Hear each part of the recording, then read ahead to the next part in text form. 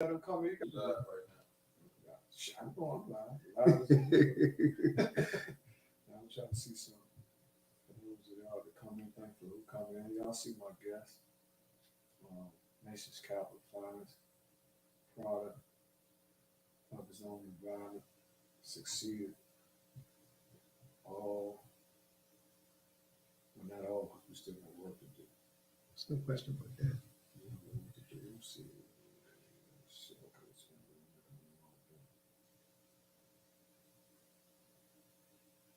Yeah, we always start off with prayers up, so. Oh, there's no question. Yeah. Definitely. I'm trying to get them some.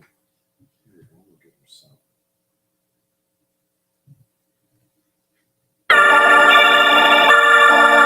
Okay.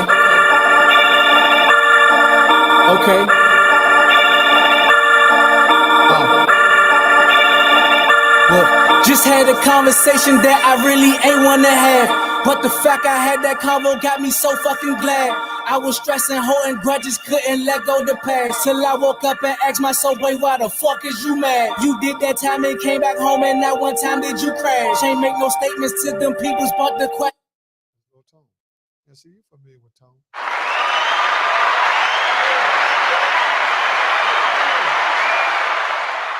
What's up, Eric Johnson? How you doing, man? For those just tuning in, you are here at All Over the Place podcast. This is Thursday night. We have a return to sender. You know what I'm saying? A return guest. We just want to give people a chance to show the progress that they made. We had him on about a year ago. A year ago, he was just re-entering himself back into society. I'm gonna let him tell a story, but I'm just gonna give you a briefing. You know, for those of y'all that don't know, probably figure who is that up there with skin? Where Deon at? Because you know, first thing when they see people, where Deon at? Who's that with skin? Where he hit a new hoes and they just start going crazy. You know what I'm saying? So, but Deon's on the way. His daughter, you know, he's a single parent, so he had to take care of his business. We always respect the fact that we know how it is in certain situations. Make sure. Is my mic on? Can you can hear me?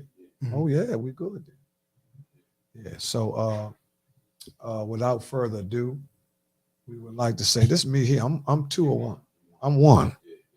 Testing 1, 2. Yeah. So I'm 1. But look, without further ado, we like to go to prayers up. Mm-hmm. And then I'm gonna introduce my guest. For those of y'all who don't know him, prayers up, man. We like to start out. I'm gonna start out by letting you I'm gonna start out, man. I guess I'll start out about the brother, man. For those of y'all who don't know, good friend of mine passed away. The service the other day was a beautiful, monumental service, man. A lot of heavy hitters came out. You know, a lot of guys in the city that came out that usually don't come out to these type of events. Came out to support him, from him being a true brother, Washingtonian. Brother Stephon Jenkins, we're gonna send prayers out to his family and children and significant others and cousins, aunts, nieces, nephews, because sometimes, you know, when people pass away, it's so sensitive, right? That, you know, people start getting finicky about little things like you spelled my name wrong in the program, or you left auntie, that's not her last name. Her last name is Jackson, not Johnson, or that's not my father. Does you know, we get away from the all actuality, what it's all about. You know what I'm saying? It's not about the stuff. That's your shit. Yeah. You know, when people get in that when you start arguing at funerals and all that about what who don't have, what he got in this shirt, I ain't giving that hat to wear and all, that's your shit. Right. Because you're getting away from what you know, what's all about, man. You're taking away, you're also robbing a person of his actual deeds in life that he actually done, because you bring your mess to the funeral or the services or to the family or just your energy alone. Right. So I want to start off saying also, had a couple of good birthdays this week. Prayers up for Snoop Cat, had a birthday this weekend. Also, prayers up for my main man, G Bird, had a birthday yesterday. I'm gonna try to get with him after I leave here. You know, stand meet in a mutual spot. Also, want prayers up for Basil Ill, better known as AKA Mitchell Van Hall, who lost his mom about a week ago, which we all know. That's what not all of us know, but some of us know how much of a hurdle that is. I don't wish that on nobody. Do you have anybody that you would like to send prayers up to? Anybody in the hood, you know, Ron, Shot Tim, or anybody? This is family, friends, man, co-workers, you know. my buddy Kim, man, he just lost his son Friday, man. And, that's tough, man. When your child leave before you. So I know him and his wife Loretta. I just want to pray for them, man. That God cover them. Man, the world. Listen, I can't even imagine. I can't even imagine. I mean, me personally, and I think that all the guys that of my caliber would give their life up before the child comes. Exactly. So that's the way I look at it. I wouldn't want, especially if it's just had to be, I'm holding, somebody got a hostage and he told me you got to take one up. Man, take me. Exactly. You know what I'm saying? Yeah. So that's one of the because it's not written that way. You know what I'm saying? For the child or the parent to go. Right. You know what I'm saying? Child that's backwards the way that it. It's kind of like structure. So. Right. Everybody don't get back from that. Some parents, man, they never be the same after, they losing their child, man. It's like takes a part of them. A part of them dies, So I wouldn't even, man, that's something I pray I don't have to go through. I'd rather me die before my kids. Exactly. I wish them stand over my grave than me standing over theirs. You know what I'm saying? What's up, Dave? How you doing, man? What's up? Been a while. What's up, Reese? How you doing? I like them finger waves you had in that girl the other day. You were doing Steve Ernest. What's up, Steve Smith? Talk to me. Send us the information. We're doing prayers up. I know y'all know somebody I can pray for. We can also pray for Sherman L. Wright's family. Oh, he just lost him, golf buddy of Dion's. Steve, I say thanks, man. Steve, DPW. Yes. Tell him, keep up the great work at DPW. Steve, listen, man, a lot of people don't know that you've been around too. Big Mess, what's up, my main man? How you doing, man? Listen, I brought y'all icons. See, Lou's be talking about, the people I go get, right? It's you really got to listen to what they're saying because they really got a story to tell you. You know what I'm saying? Anybody got big money stores, or we're doing this, we're doing that. Hey, what's up? That's Six called me skinny. Hey, this dude funny as joke. Listen. I try to go get people where average people or everyday people could really connect with because, they say we're more alike than different. Right. So I try to go get people, people say, why you don't get, you need this, or you need the star, or you need this person. Listen, I'm a firm believer, I think we can work inside out. Right. I think I know enough people in my 58 years where I grew up where somebody's story could affect or help and change somebody else's life. Right. You know what I'm saying? So just like yours, your story is a great testimony. Then we're going to move off of prayers up and we're going to go to our guest, which I'm going to firmly introduce him. This is our guest, Mr. Ernest Glover. Okay, champ. Hey, look, he just hit that 3-point. He thought he hit a 3-point. I was back in the gym. He thought he was back in the gym. I thought he was playing against Cooch for a minute. That little small gym. Man, I just want to, first and foremost, Slim, I want to thank you for taking time. I like to say you got a rec job, you work, people got stuff going on. And man, when people say they want to commit to something sometimes, it even is something small as saying, I'll be there. It's very important now. You know what I'm saying? Because that's one of the reasons why the young people are getting away from the old people because people are promising people stuff. And then they go on reneging on their promises. Right. And see, young people don't have a whole lot of tolerance, because they're in the spoiled nation time. So if you say you're going to do something for them and then don't do it, you might have just broke or just burnt the bridge. You know what I'm saying? Exactly. So without further ado, man, a year and a half ago, you was just, or was it 2 years? 2 years. 2 years. 2 years ago, you was just coming home from getting a reversal on a life sentence. Definitely. Yeah. Right? A guy who was in the nation's capital in district court, sentenced to life in prison. For those of y'all that don't know, life in prison means that you don't have to go to team and all that because your papers say deceased. You don't get out until you die. So that's a different time frame of doing time opposed to somebody having a projected date where they actually can be released. You know what I'm saying? Right. Because I think it's a little bit more on a mental fortitude. It's more weight knowing that this is it. Right. If you give into that. What's up, big Scotty Irvin? I got big.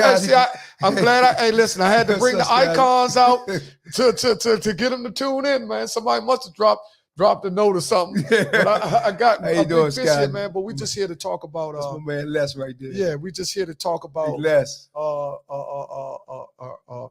Ernest Glover, man, and his great turnaround, how you know, because sometimes young people now, they trying to Mm-hmm. find a way. You know what I'm Right. saying? A lot of them choosing the wrong route. Man, you know, Fitz, because we both went down the wrong route. Right. So, Mm-hmm.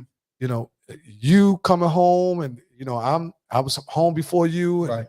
and me and you developed a relationship in there. And our relationship was so solid to the Right. point that the communication kept going. Right. When I touched down, you was writing me. And, you know, because you was trying to find, you was throwing that fishing line, trying to find somebody out there doing the right thing. Exactly. I'm still working. And so sometimes we got to understand who we affected too when we Right. do stuff. Mhm. Because see, you was in trying to find out how it is to make it out there. Right. So you needed somebody that had just left the same situation, Right. who was doing halfway all right, where you can see it's not Right. It's not over. But tell the people a little bit about yourself. As Skinny say, name's Ernest Glover. A lot of people call me Fish, native Washingtonian. You know, and the main thing, first thing I want to start off, man, that I'm not a perfect person. Made a lot of mistakes, you know. Blessed to be home, you know. I went to prison twice as an adult, and I think when I went back the second time, because I didn't get it the first time. Right. That's what I learned. Yeah, you signed up again. You know, You know what I'm saying? You know what I'm saying? You know, we'd do You know, it's that. like- it's I like did taking it too, class. so I Yeah, understand. yeah, Yeah, so- you signed up. Yeah. So I Yeah. went back the second time, and you know, that time was more severe. It was like Skinny just said, they all the chips was taken off the table, and I had a chance to really do some self evaluation and examine myself as a person, you know. And like Skinny said, it's more mental during time than it is physical. Yeah, it is. And a lot of it had to do with your self-talk, with my self-talk, because I came to a point in my life while in prison, you know, we was incarcerated together, where I had to say to myself, man, that you better than this. Mm-hmm. You know, you was raised better than this, man.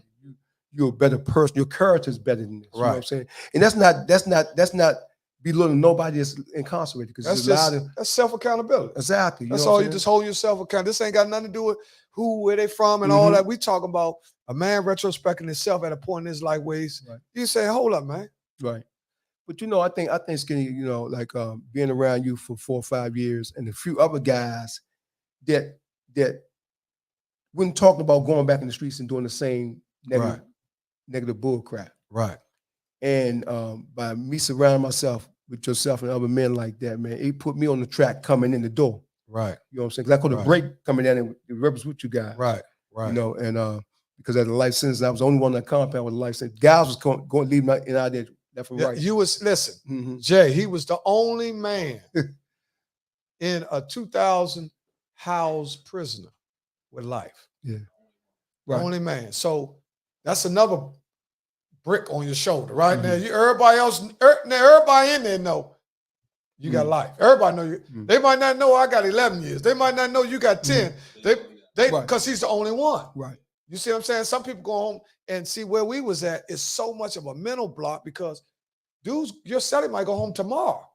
So it's like it's a big revolving door, and people come and they go. You might see a dude 5 times in 1 year. Exactly.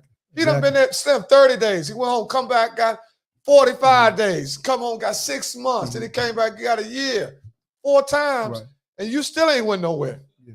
But but Jake, the thing was that, you know, but first and foremost, man, I gotta thank my Lord and Savior, man. Before I go into anything about me, because this topic ain't about me, man. The journey is about, man, you know, what he took me through. Right. You know what I'm saying? Because even going down that path, man, the negativity, man. I thought I was half slick, I had the answer, but it was that man upstairs that was saving my life. Right. That should have been going a long time ago. Some of the traps I got caught in. Right. Some of the things I did, some of the situations I got out of, and somebody else didn't get out of them. You know, so you know, that's where I try to step behind that. Yeah. You know what I'm saying? Because, man, if it wasn't for that man upstairs looking out, I wouldn't be sitting at this table talking to you guys. You were blessed, man, because listen, you know what's so crazy about all this? The same thing you did, hundreds did, and it didn't make it. Right. See, that's the thing right there. You know, that's when we start breaking it all down to, man, he chose me, because I'm saying the same thing I did, what Yo-Yo did, Ron did, they gone. Right. You know what I'm saying? Now, why am I here? You know what I'm saying? And I know I was really going hard in Yo-Yo and Ron. Exactly. So what? Exactly. And that you know, that was some of the process I had to go through. you know, Skinny. I mean, being a father, man. You had kids at home. I was married when I went to prison. Right. You know what I'm saying? You had double life. Yeah. You had a wife, you had a kid, Mhm. but when the lights go out, you go out. That's right. You right. Yeah. Yeah. That's You right. go out and do what you do, and Right. you know what I'm saying? Because when I was living a double life, you know, we play masquerade in our own mind, Right. how we think we were not really doing nothing. Because you know, we got a structured system. Right. You know, we come out at 8, we go in at 5. Right. So psychologically in our mind, we start mind fucking ourselves. Oh, I ain't really doing nothing. Right. You know, and I always say that I always had this philosophy that I'm not hurting nobody but myself. Right. You know what I'm saying? Even when I went to prison, Right. you know what I'm saying? I'm doing this time. Anybody else doing it but me. Right. So I had that thing, like, you know what I'm saying? Sure, I had that philosophy and that was the wrong concept, because my family was suffering more than me. Right. Because I was a breadwinner, man. So everything was taken off the table. Not everything, but my wife, she worked too. Mm-hmm. But you know, as far as the comfortability of living, you know, it went from I think I heard Tony Lewis' son say this, man. They say how a person go from rags to riches, but going from riches to rags. Going to in a spot where you're living pretty decent to having nothing. That's a hell of a thing to humble yourself. And the king was gone. I mean, see, finances is just a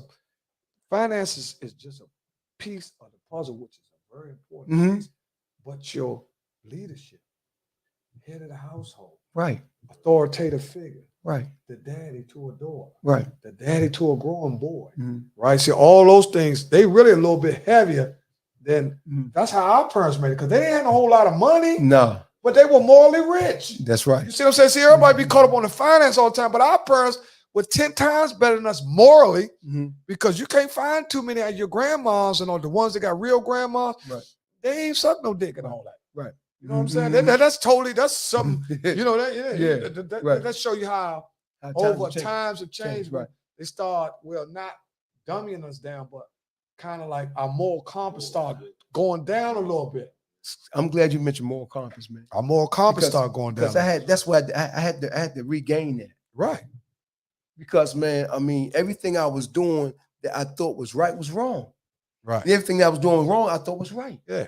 You know what I'm saying? Because, man, I mean, out of my own, with the lifestyle I was living, the things I was doing, man, they wasn't in line with God. Yeah, but you got young people out here now. See, young people see this. We so far away from them even thinking about the higher power, right? They think about next door neighbor. You know what I'm saying? So everything now done got so like, I got to be able to touch it, right? We're not operating off faith-based. We often off what's for real based. Man, you know what I'm saying? Hey, Skinny, we talking about, this the thing, man. This the kicker right here, right? I had to believe that I was going to go home one day without a date. I had to put in my mind that, man, that I was going to go home and not give up on, that's what I was where saying. I was at. Man, let me, hey, listen, this some real shit right here. This some real shit, Slim. I used to lay in my bed, right, before me and him got really, because see, I already knew who he was. Because, one thing about homies, they do a lot of this. A dude to have an orientation card about him. It really is. And you don't even know. Laundry list, huh? But a dude doesn't, man, they switch on one, he ain't on one. By the time they broke it down, I knew where he at, what he in for, well. Because dudes like, they like to bring, the message travel. Right. So now I'm observing, I'm trying to see. I said, man, he got an elbow. Slim gonna be on some real bullshit around here. Because I know how I would be if I had an elbow around these retarded mother. Where we was at, they had a bunch of rejects. Right. These guys were the lowest base criminals. It's different levels to criminals, right? These guys weren't in for trying to really do something to really uplift their family. They were just, they lost. I'm not gonna say, when you don't have no goals, you just do anything. You know what I'm saying? And I was watching him. I'm looking. We're him. He came in my same pod. Yeah. We in the same unit. Same unit. Yeah. By what time he got there, I'm heavy. You know what I'm saying? I'm heavy. I'm up. I'm all the way up. You know what I'm saying? Because I'm heavy. Yeah. He live up on the top 10. I live on the top heavy. Slim, you know what I'm saying? Come on the 10, look over the rail. But I'm fair. Right. Slim. I'm so fair. Come on, man. Don't nothing change with me. So look, I see him there. I know he got an elbow. Now my criminal instinct, I said, man, this nigga might start taking shit from these motherfuckers. Because you never know where a person's thought process, because I know how I would be, right? Not saying I would do that. I'm just saying that it would bother me so much that all these dudes coming and going. So I started watching him, right? And I started, from the minute he got in the unit, he was going to law library. I said, this motherfucker crazy. I just want to, because, we see a bunch of them too. This motherfucker burnt out. He going to law library. You don't know he got an elbow. He ain't going no motherfucker with this. How you think? Because, outside, I said, this motherfucker crazy. Man, he watching Law and Order. Every day he watched. I said, this motherfucker, oh, he burnt out. He fried. He watching Law and Order going. He got an elbow, right? But he's studying, right? Then once I get to know him, we, have an encounter. I say, oh, this dude got some intellect, right? He ain't just talk. He done been to college, right? Then once we start breaking it down, we know the same people. That's something that the young people don't do now. That's what's costing people lives. They're not just saying, Slim, what's up? Where you from? Just that. Oh, that's my uncle. Oh, man, that's your uncle. That could stop a dude from getting his head blown off. Right. You know what I'm saying? Right. So a dude that's like, now when I be in the barber shop, I say, Sean, where you from? I'm from D.C. Man, we on the podcast. Unless you got something to contribute to the podcast, you got something to contribute, or you just calling about a shape up. I ain't know you was on. What's up? Hey, Tim. Yeah. I'm on the podcast. Yeah, go ahead. Oh, yeah. I don't even know if I want to say this shit, but I was about to call and tell you though. Yeah, well, go ahead. Look. Back to what we was talking about. Miss Kenny, the thing, man, that really gravitated me, man, to you was that, man, that you stayed low key, but I felt though that a lot of people gravitate to you. Yeah. Okay. A lot of young dudes. I mean, the thing was you get along with everybody. Yeah. I know how to get along. You get along with everybody. You know what I'm saying? That's how I get that money. You got along with everybody, man. That's how I get that money. See, you know what I'm saying? You can't get no money hating everybody. That's right. And another thing was, man, that you was always in good spirits. Yeah, keep it up. Always. I mean, every day, man, this guy, man, stayed in good spirits, man. Yeah. And that's what gravitated me towards, man. Just man, getting to meet you. Then we start talking. We start talking once we start talking. Yeah, man. And see, my thing was this time I went to prison. I said, man, I got to get around guys, man, that can help me change my life and what I'm thinking. Right. Because you said yourself, man, I'm not going back out to sell no more drugs. I said that. I mean, you said it. I said but not only you said it, you demonstrated because there was plenty of drugs on that compound. Yeah. I mean, it was plenty of ways to get you some money out there. You know what I'm saying? Yeah. You know, and I had to change my heart. Because like I said, this is my second time going through it. Last time I said, okay, I'm not going to do it the same way. You know what I'm saying? Yeah, that's how we do it. Switch up. I'll put a few layers in front of me. Put a few people in front of me. Same dope, different bag. You know what I'm saying? Just change the bag from blues to whites. And this time, man, in my heart's a hearts, man, I said, that's it. Because, man, over the time, I seen the losses, man. I seen where my family was hurting. But then I also seen, man, where, I wasn't contributing to the community. Mm-hmm. You know what I'm saying? I seen now where I was tearing down our community more than I was helping build it. Yeah. Because now I'm more conscious. Mm-hmm. Yeah, plus you're older now, you're wiser now. Exactly. People, your perspective. Exactly, man. Man, let me tell you something. I went to prison in 1990. Mm-hmm. I stayed in there from 1990 to 1996. Right.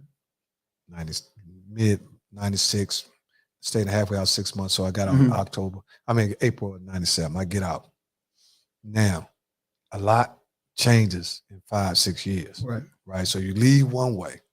You leave a guy 22, you come back, he almost 30 now. Right. So you leave a guy who was getting the 8th, he getting 2-3 bricks now. You know what I'm saying? Mm-hmm. So, or you leave a guy that it was your plug, but he got the plug now. Right. So now he done climbed to the top. Or you leave and somebody drop a jewel on you. This guy, I'll never forget this. He said, man, Ernie, that's why I come home in 97. He said, man, Ernie, I swear you're doing so good. Now I got everybody faked out. I'm working for Verizon, making $20 an hour. I got bricks and everything. You know what I'm saying? I'm like this. I'm living a double life. Right? Everybody like, hey, he doing good because I'm out the way. Right? Talked to this dude. He said, man, Ernie, you're doing real good, man. I'm so proud of you. I said, thank you. But you say sometimes stuff, but you have no guilty feeling. Damn, if you don't know what. Right. But guess what he said, though? He said, man, don't ever go back to jail, man. He said, if you go back to jail, he said, you're going to kill your mother. Wow. That's what he said. I was like, oh, no, you probably said, oh, no, I ain't going back because, you trying to. Man, what's up? What you want to talk about? Man, I ain't want the whole world to hear that shit. Okay, ain't nobody heard nothing, man. We just called me out there. Get off, man. I still want to tell you this shit, though, y'all. Oh, man, hold on. You can't tell it on the podcast. You on live right now. Man, I don't know if the motherfucker might can pray for me. Young, let me tell you this shit, though. This shit crazy. I think I'm losing my mind. My memory. Like, I don't know, bullshit. It's crazy, Ken. So, look, I had some Dallas Cowboys shorts, right? Yeah. And, I thought that was going to the game, so I found them all. I said, damn, let me try these motherfuckers fit. So I tried them all. I was like, oh, they're all right. So about 2 minutes after, I'm going to put these motherfuckers in my bag. Man, I'm looking for the shorts. Man, I'm panning around. I'm like, damn, I know I had these motherfuckers in the bed. I had no, this like 30 minutes. I had to walk past the mirror. I'm about to give up. And I realized I never took the motherfuckers off my ass. Man, this is crazy. My memory is fucked up, man. I swear to God. Where the shorts was at? On my ass. I forgot I tried them on. Man. I just want. Hey, Skinny, I wish I could FaceTime. I fucked my room up looking for these shorts. I knew I wasn't tripping. I had these motherfuckers on the bed. Listen, Mo, listen. Listen. Now, I'm going to tell you something. Then we move into another. We're going to move off what we're talking about to get to what you're talking about because that's a serious issue in our community, which it used to be called Alzheimer's. Now it's called dementia. So dementia is an early stage of Alzheimer's or Alzheimer's, or however y'all want to pronounce it. So they're just changing the name for some of these things to let you know that you can be in an early state. Not saying you, but I'm saying they also have mental exercises that you can do where you can build your membranes back up. Like they got exercises you can do, like crossword puzzles and stuff like, all that stuff. Look at word finders, all that stuff. All that stuff. That's what it does. It strengthens your membranes back up. And you have to put that 1738 down, Slim. You got to put that down, man. You got to put that. It ain't even, that shit ain't even that. I'm talking about be sober. I can be looking for shit and forgot I did. That's because you're doing so good. You got a lot on your mind. We ain't even talking about that now on the podcast, how you could be doing so good, Slim, you can't sleep. That's right. Slim, sometimes you could be like, why I can't sleep? You know why you can't sleep? Because ain't nobody looking for you. You feeling good. You ain't got to worry about jumping up in jail and all. That's right. Man, you can get up, go get Doritos in the middle of the night and make crunch berries, any of that shit. So sometimes your mind play tricks on them because sometimes I go to bed early, Mo, and I might wake up 3 or 4 o'clock in the morning and say, what the fuck? Why I can't sleep? I said, because I'm happy. That's right. It could be a good thing. You know what I'm saying? So, that shit made me feel better like a motherfucker. Yeah, I hope it made you feel better because sometimes, man, and you got a lot on your mind too, man. We talked about some of it. We ain't gonna bring that on the air, but for real, now that we parents and me, Fish, my man Fish, now that we parents and we are who our parents were, we looking at things from where they used to look at it. Right. So now we seeing all the flaws in people that they used to see in us. Right. So we're looking at our kids and grandkids like, why the hell would you do that? But we did it 5 times worse. Exactly. You see what I'm saying? So now we got to a stage now, like my man say, you're going to get some of the hell that you gave. You know what I mean? That's what right. You thought you was going to just coast through a parent and get a Harvard motherfucker? All the hell you done gave Linda. You thought you was going to just get you a motherfucker go to Harvard and he just come home and buy you a Lexus or something. Man, you got to get something, you know what I'm saying? Because you gave hell, you got to get a little bit of it. You know what I mean? I feel you. Yeah. But look, man, I gave you 15 minutes. You ain't losing your mind, Slim. If you want me to buy you want to buy some crossword puzzles and word finders, I got you. I got some. No, for real. It's a book that they got called Mental Teas, or is it Mental Floss? That's what it's called, Mental Floss. But it's a way to strengthen your memory up and all that. Mo, I'm going to tell you something. Slim, that's just some little shit. So they should happen all the fucking time. Yeah, but you know why? Let me ask you this. When the last time you don't read number tickets? You ain't reading number tickets, Slim, and minuses and pluses, and that's probably the only thing stopping you from being brain dead. The motherfucking tickets. You know what I'm saying? Because that's the only place that you really like using a lot of, and your job. where where you use mathematical skills and stuff like that. Because if you look at what a person go through life when he got a career, he don't need to do a whole lot of reading unless he work in the office or something. Mm-hmm. So what are you doing when you really working your brain with you just using common sense? Yeah. You might need to build your educational bank back up on the left side of your brain. Why don't you start taking some courses? Maybe try that out. Start taking some courses, like some little bullshit computer classes online. Yeah. Yeah, And I can't believe I fucked this room up looking for the short. See, we ain't worrying about that. We talking about a solution. I'm giving you solutions how you can further not go through this. Because see, you talking about this, then next week it's gonna be something else missing. Right. So you gotta address the problem while you call my motherfucking podcast with this bullshit because you can't find the shorts that you already got on your ass. So you gotta take this information. You know what I'm saying? So why don't you get you some college courses or something like that, man? All right. Mm-hmm. There you go, my man. That was my man. Hey, but you know what I'm saying, Rick, though? I got my man here. For those of y'all don't know, just tuning in. Hey, Kev, what's up, Kev? Okay. Man, I tried to get with you up there in New York, man. You done spared off. I don't know what the hell happened. You was in That's your cousin? Yeah. Oh, my God. I should have known that. That's your cousin? Oh, you know what? Y'all walk alike, too. Both of y'all slew for the two. Yeah. Oh, he funny. Yeah, he good dude, though. Solid as he come. Yeah, Kev, good dude, man. Kev. Yeah, Kev Quarterbomb. Neighbor there. Yeah, he good dude, man. Kev Quarterbomb. He got a lot going on, too. You know what I'm saying? He doing a lot of positive things, too. Hey, Donna, how you doing? Just in case y'all don't know, for just tune in, this is my guest, Ernest Glover. This is his second time appearing on All Over the Place podcast.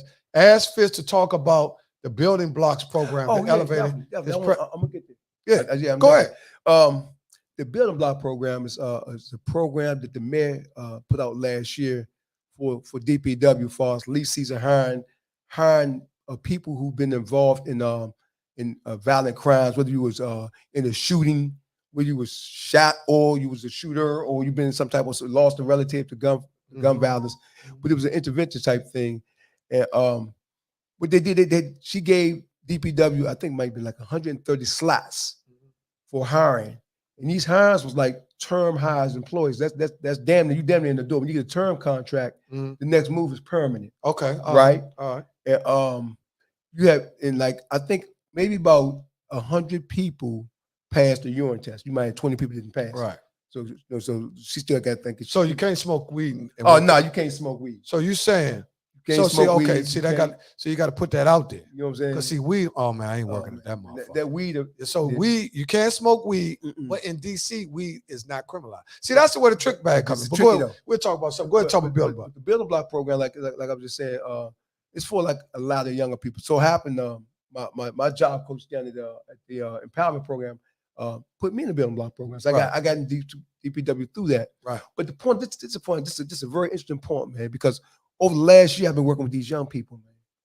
And the truth be told, man, these young people, man, male and female, they out there working every day. And they come to work. Yeah. And they enjoy what they're doing. Right. So really, contrary to what people saying, young people don't like to work. You're telling me that from what you're saying, you got some young people that's engaged in actually working every day. And they get them checks. They work for DPW? Yeah, DPW. Mm-hmm. So they leave season.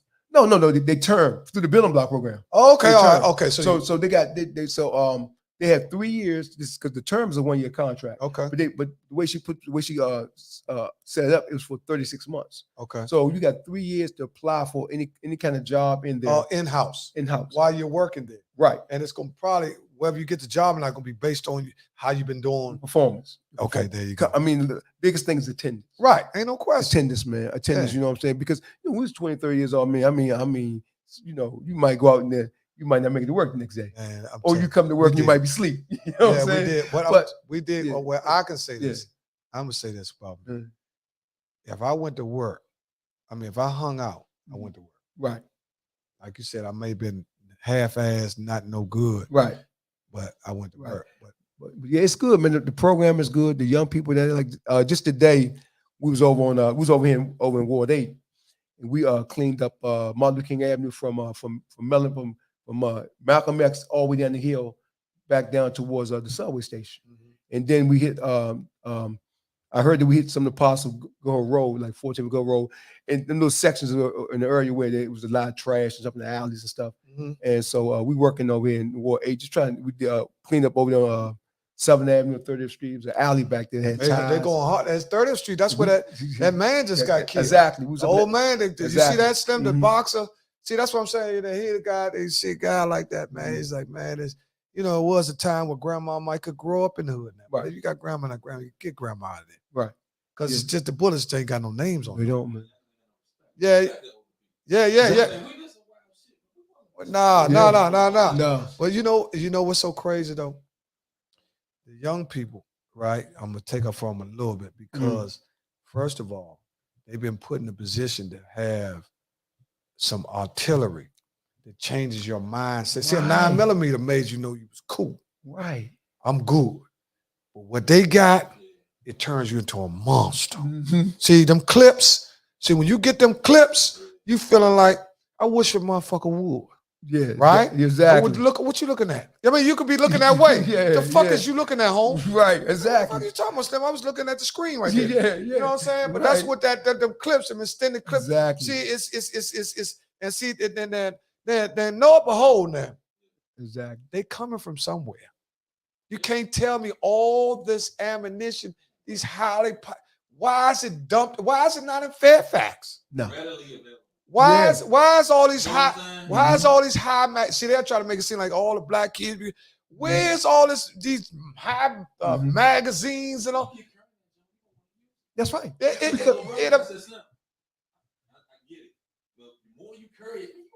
Yeah, you're gonna want to use it. That's why you had so many road rage shootings, right? Because you eager to get this thing off. I got to find this. You know what I'm saying? So if a joker just cut in front of you, man, run them down. And guess what? And that's right. Listen, these motherfuckers don't even want to get whooped or black out without a gun.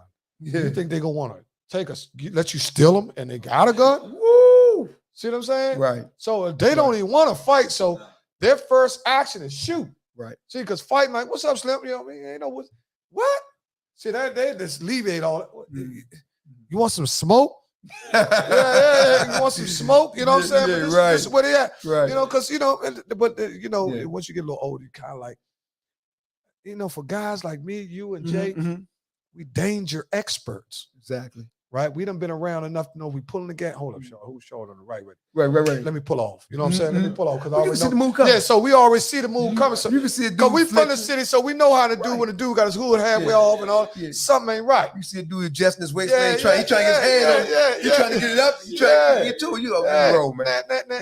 Now I had a little incident the other day. The young guy, I was with my wife and my daughter, right? And we was parked right in front of the joint.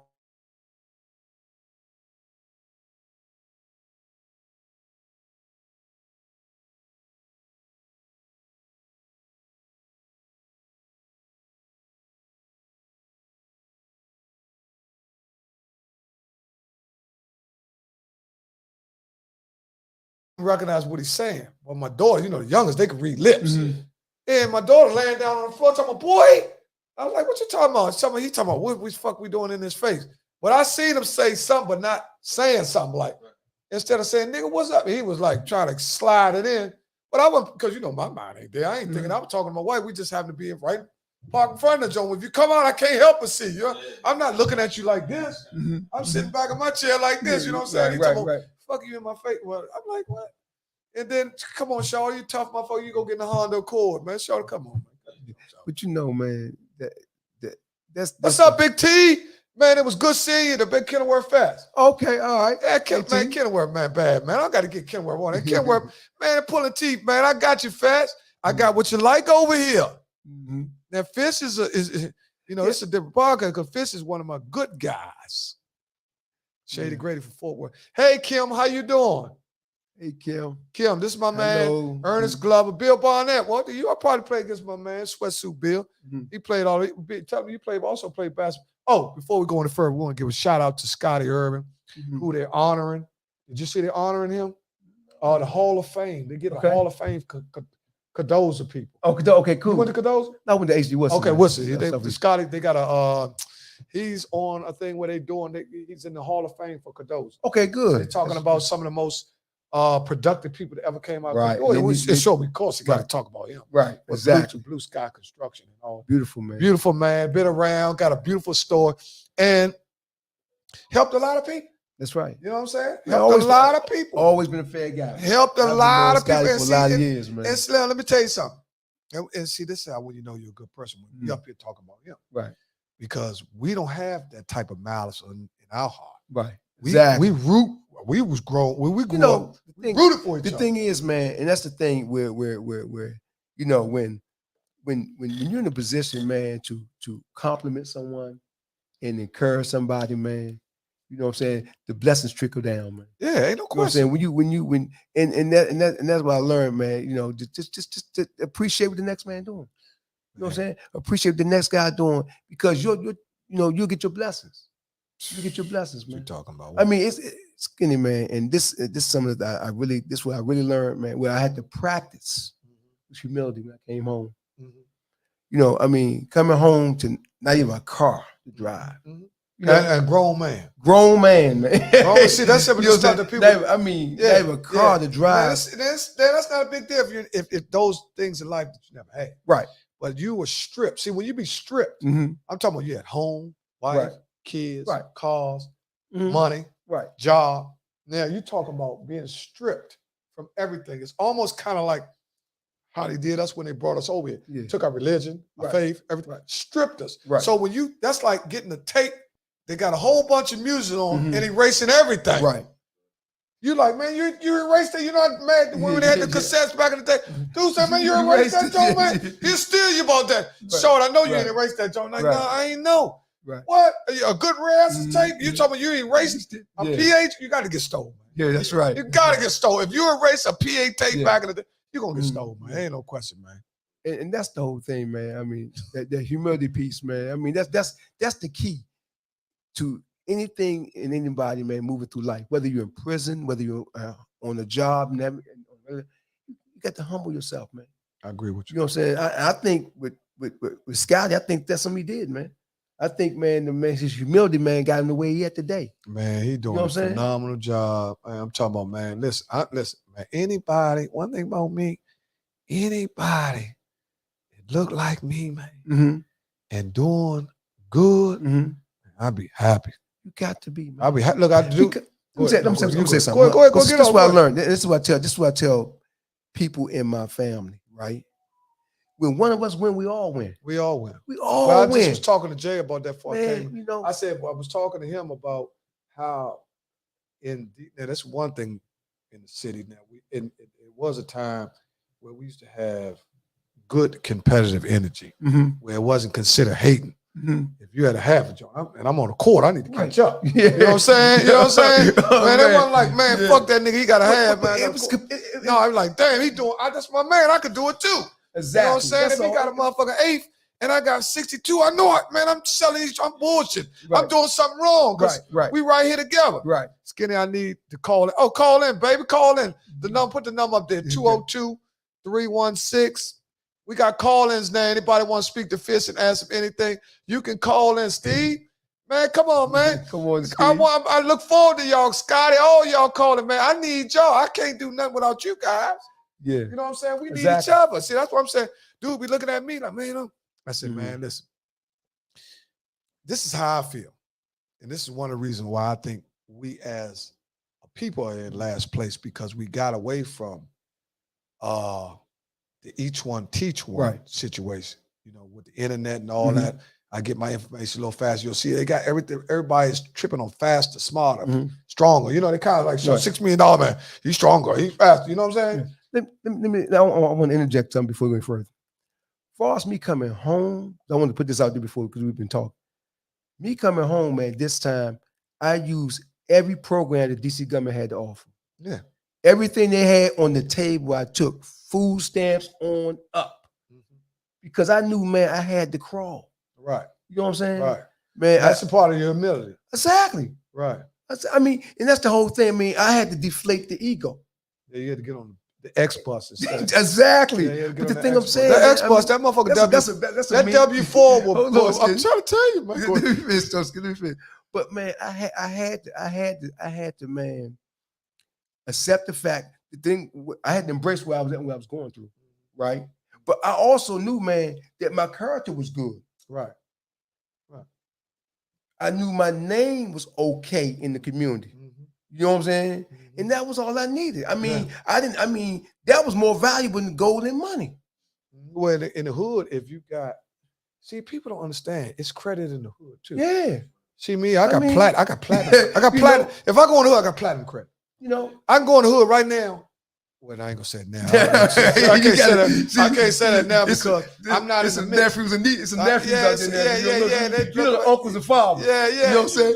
The nephews out there now. Because I'm telling you, little young guys around my way, like, who that nigga? Everybody shaking that nigga hand. My man Grace, hold up, let me show you. Chill out. Man, this man been out here, man. Been grinding on this motherfucker. Right. Been taking hits with this neighborhood for years. Man, I mean, Skinny, the point I wanted to make, man, is that, man, when I came home, I knew, you know what I'm saying, because this city has so much to offer people if you take advantage of it. You know what I'm saying?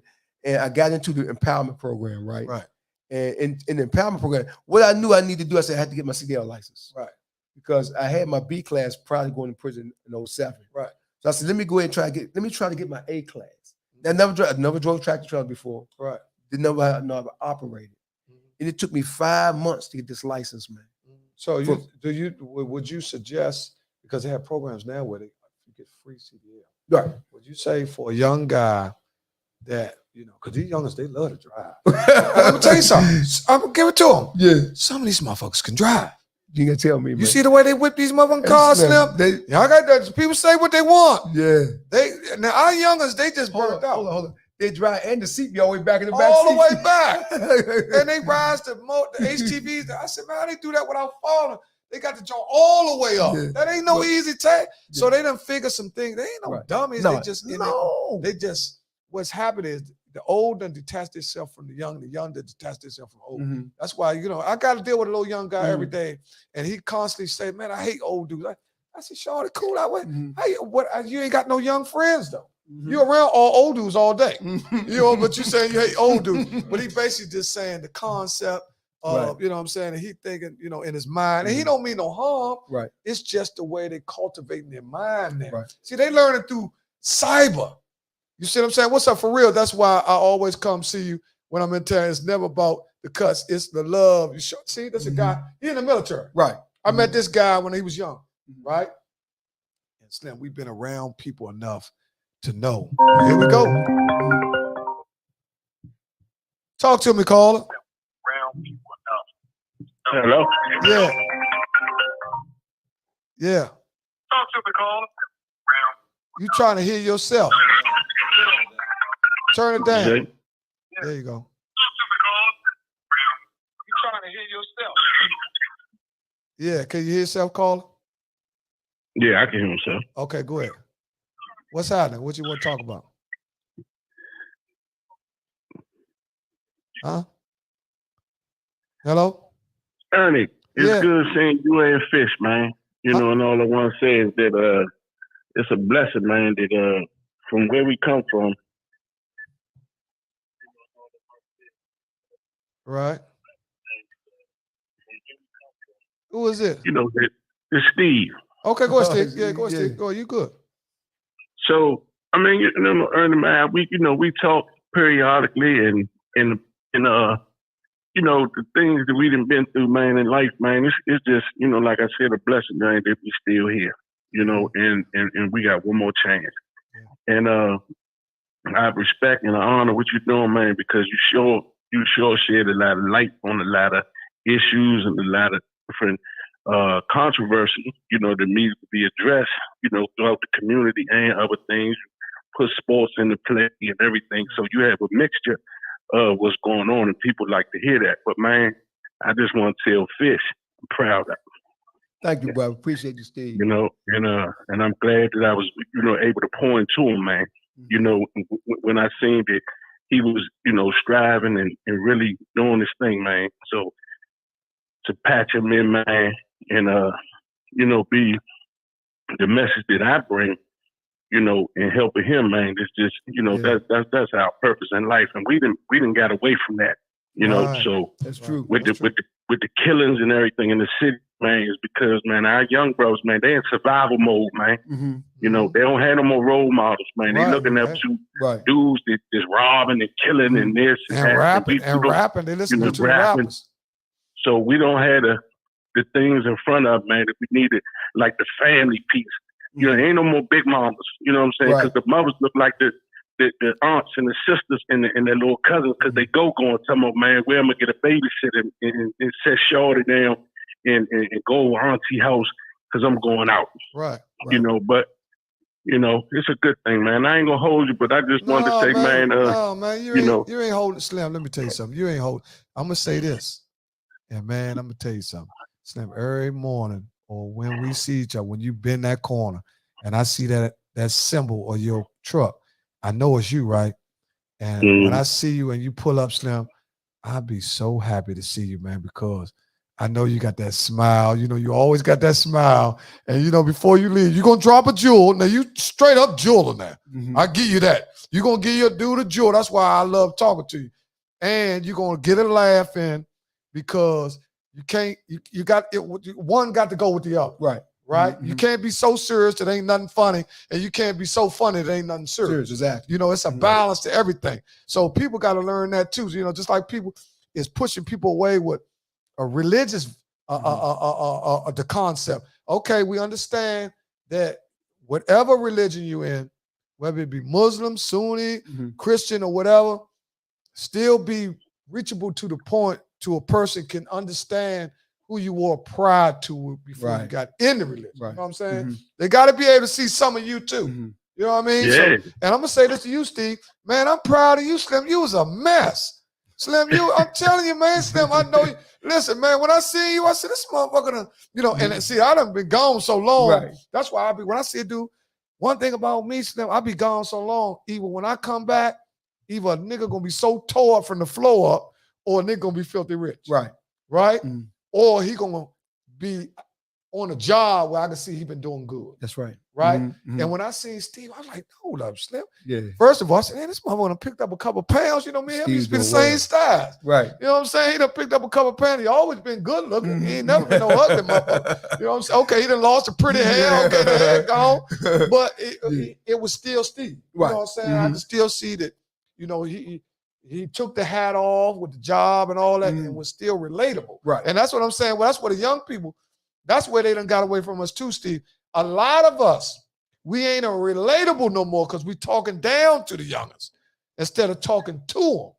Right? At least to try to develop some type of bond. You know, it was, and Steve, I appreciate you too, man, because when I came home, he definitely stirred me in the right direction. That's what he do. Words of encouragement. That's what they do. When he seen you, he probably said, oh, that's Fish. And see, he knew he was checking you out with his big eye because he got to Fish his big eye. He want to see what you was doing. But see, it's so easy for Fish make it easy for you because he real simple. He a simple guy.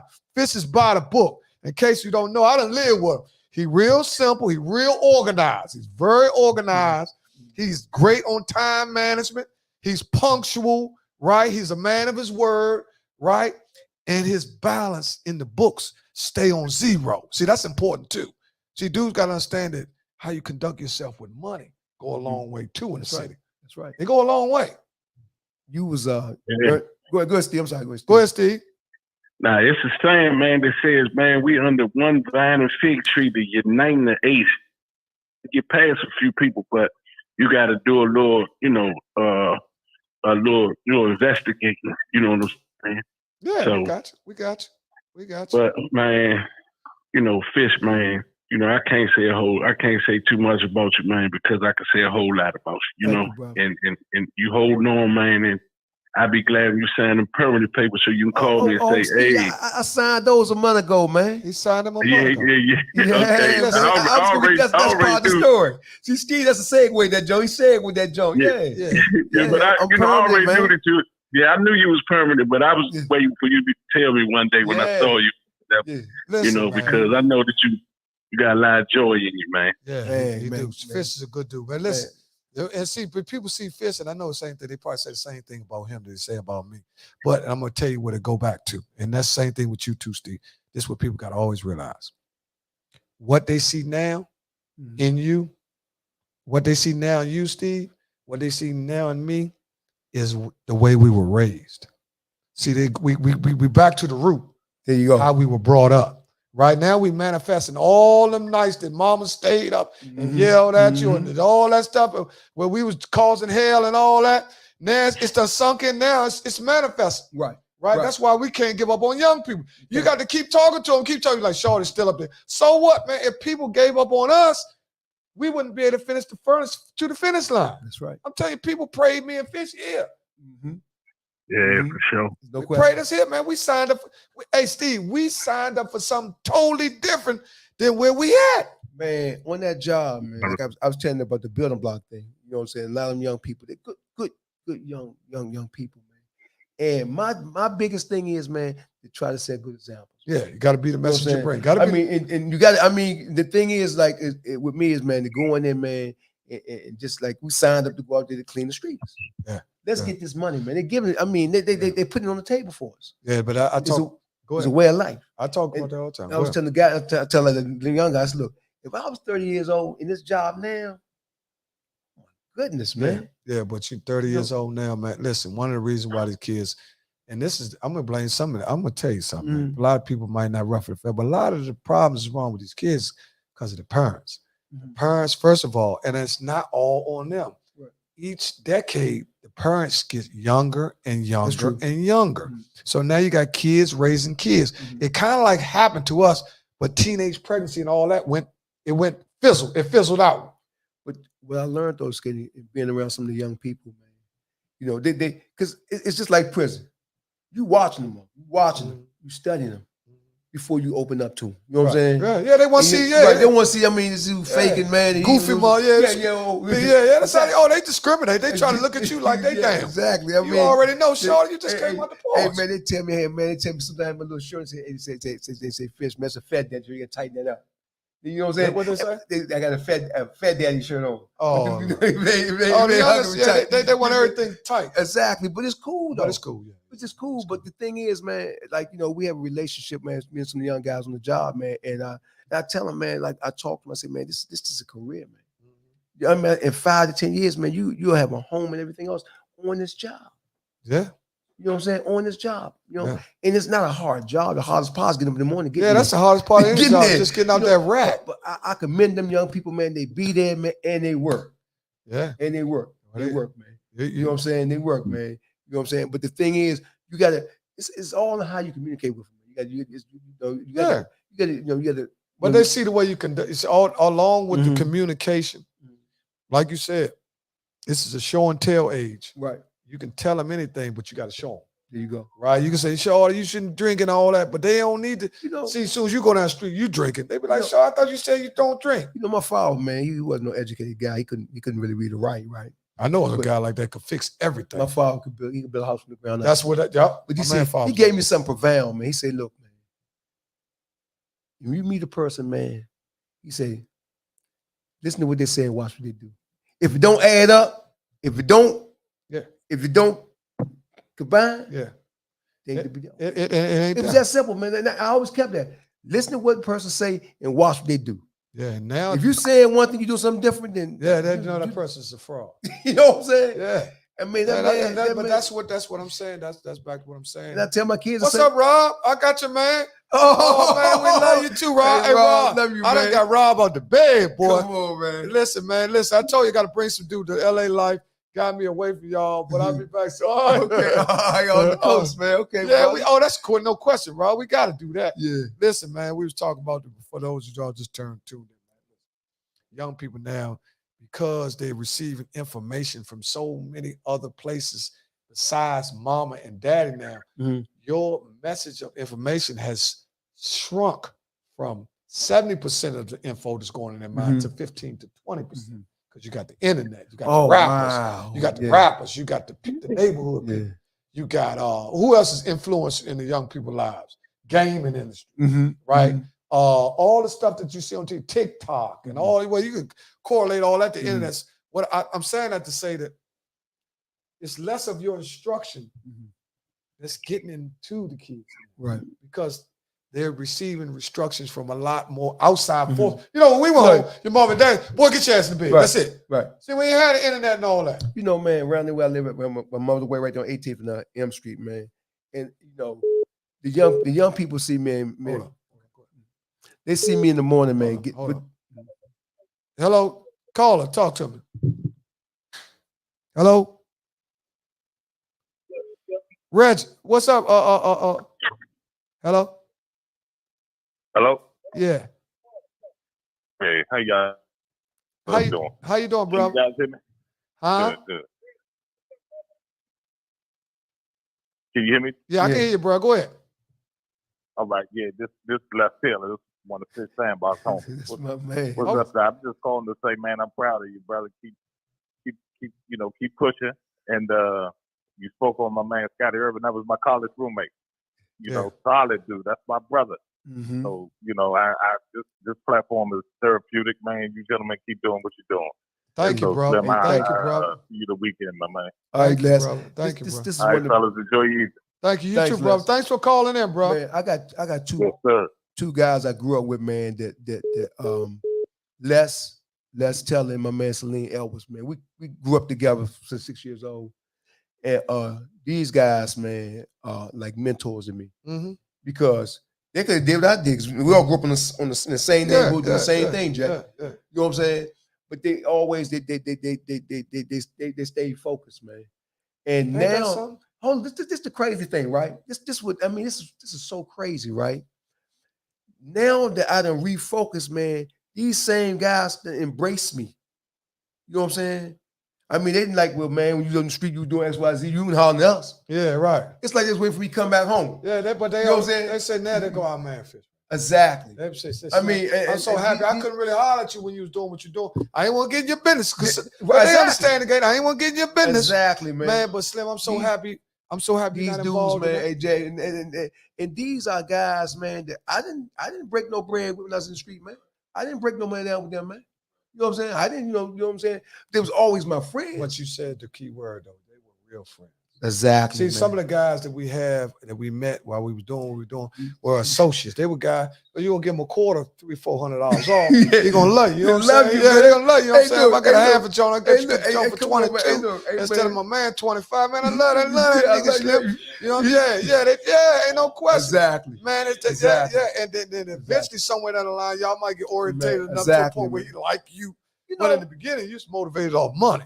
Then that's what it was, man. But Les and Celine, man, those two guys, man. You sound like a great guy to me. Oh man, look, man. When me and my wife parted ways, man, they came to the prison, man, to talk to me, man.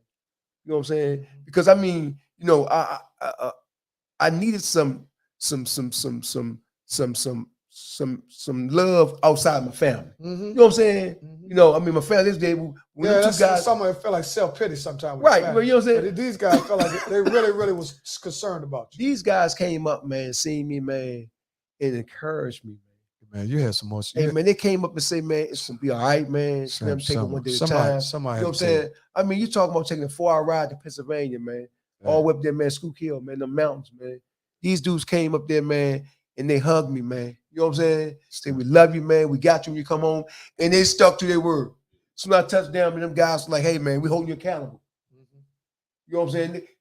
I talk to these guys, man, every week, man, maybe two. They hold me accountable. See, I got some people, man, that love me for me. Yeah, that's what I can do for them. Yeah. But what they want from me, man. Yeah. You know what I'm saying? And that's what life is about, man. Yeah, you know what I'm saying? You've been through a lot, Slim. Hey, man, it's beautiful. Hey, Skinny, man. You've been through a lot. You know, so my job, DPW, man, I love that little job, man. I love it, man, because it keeps me busy, man. It keeps me out the streets. Yeah. It keeps me busy almost 6-7 days a week. You know what I'm saying? But them checks. Oh, man, my goodness. Keep checks. Them checks don't be too bad. Won't give me shit, man. You can fall in love with motherfucker. They ain't shabby, man. With a couple grand with your name on that. They ain't shabby, man. It's all yours. Exactly, man. And, but it's just good going in the morning, man. And like I say, seeing the young folk out there, man, doing their thing, man, and being a part of that. Right. You know what I'm saying? Because I got young guys around the van with me, man. We talk, man. And I know when I was locked up, man, my son worked with DPW for a couple of lease season. And it was a guy, man, that told him, man, that told him, encouraged him to get a CDL license. Oh, he told guy Roger, man. He's a supervisor now. Right. He encouraged my son, man, to get a CDL license, man. And I seen the brother, man, about a week because my son told, he said, yeah, Dad. He said, man, to do Roger. I said, man, Roger still working. That's my man. I seen him up there and told my man, I really thank you, man. You know what I'm saying? For encouraging my son, man, to get the license, man. And Patrick's he's a paramedic out there in PG County, fireman. But ain't that something? That's back to what I'm saying. How now, where kids now, where you could be beating the same information into them. And my man Jay, he got kids, he got grown sons, and he probably done told his son something, right? And then his son come back and tell him some shit somebody else told him that he been telling him. Like, man, what the fuck you doing? I've been telling you shit 3 years ago. You know what I'm saying? All of a sudden you want to listen. Yeah, but it don't. We the type of guy we glad you got. Exactly. We ain't tripping. Okay, we ain't gonna. Our ego ain't gonna. What the fuck? No, we ain't. Oh yeah, we said. You know, 3 years ago, show. Yeah, it's amazing, man. How we're gonna influence somebody. Either it's gonna be negative or positive. Yeah. Somebody watching you every day. Yeah. Whether you're doing something good or bad, somebody's watching you and they're picking up them habits. You know, and man, like I was saying, like around my neighborhood, man, the little guys, they ain't out there to go to work in the morning, but they see me, I come home, got my little uniform on. You know what I'm saying? Yeah, they know you work. Exactly. Mind your business. There you go. Mind my business, man. You ain't fucking with them. You ain't looking down there and seeing what they doing. Nah. Them youngers big on watching them in their business. Cause they be watching you. Motherfucker. I'm telling you, they be watching you for real. Yeah, you ain't looking at them. Look, I told you when you drive the street, don't look at them. I tell them, I had my wife with me and shit. I chew like this. I said, don't look at them, baby. Don't look at them. See, when you got to stay out their business. I let them motherfucker know. When I go down the street, man, I'm here, man. I mean, because see, I already see them. They looking. They looking because they gotta watch because cars might. Exactly. So they got to be on point. So they ain't looking. They making sure you ain't on no bullshit. Exactly. You know, because that's how they do. They ride through, drive through. Right. And that you're so right about that. Yeah, they drive through and drive through. Yeah. I told my wife up there, I said, you know, we can't ask. She usually come in and she wanted to come this week. So I said, nah, I'll probably go up there, you know, because I've been off. Right. I basically been off for like 2 weeks, right? And by the grace of God, I get paid. Yeah. I get paid, motherfucker. I'm talking about I get paid. I work for some people, man, that paid me for being off, right? Because we're in the transition to the barbershop. Man, Skinny told me, Jay, when I first got home, I got my haircut. He said, man, it's going to take you about 2 years to really figure it out. Yeah. He said, be patient, man. I used to catch the bus over there, man. I said, I'm on the way. I said, look, man, I'm going to get the 9-2. I stand my aunt, man. Well, And I used to catch the bus over there. I used to listen to Skinny, man. He used to say, man, it's going to develop. Just stay where you at. Keep doing what you're doing. And like I said, man, I was using these programs, man, just being patient and just working, man. I had a job. My first job was at the Kaiser Hospital. Yeah, you working at Kaiser. Weekends. From 6 in the morning, 6 in the evening, man, I was down in urgent care, man, changing bed, linen, man, mopping floors, cleaning bathrooms up. Because it's all part of the stage of humility, man.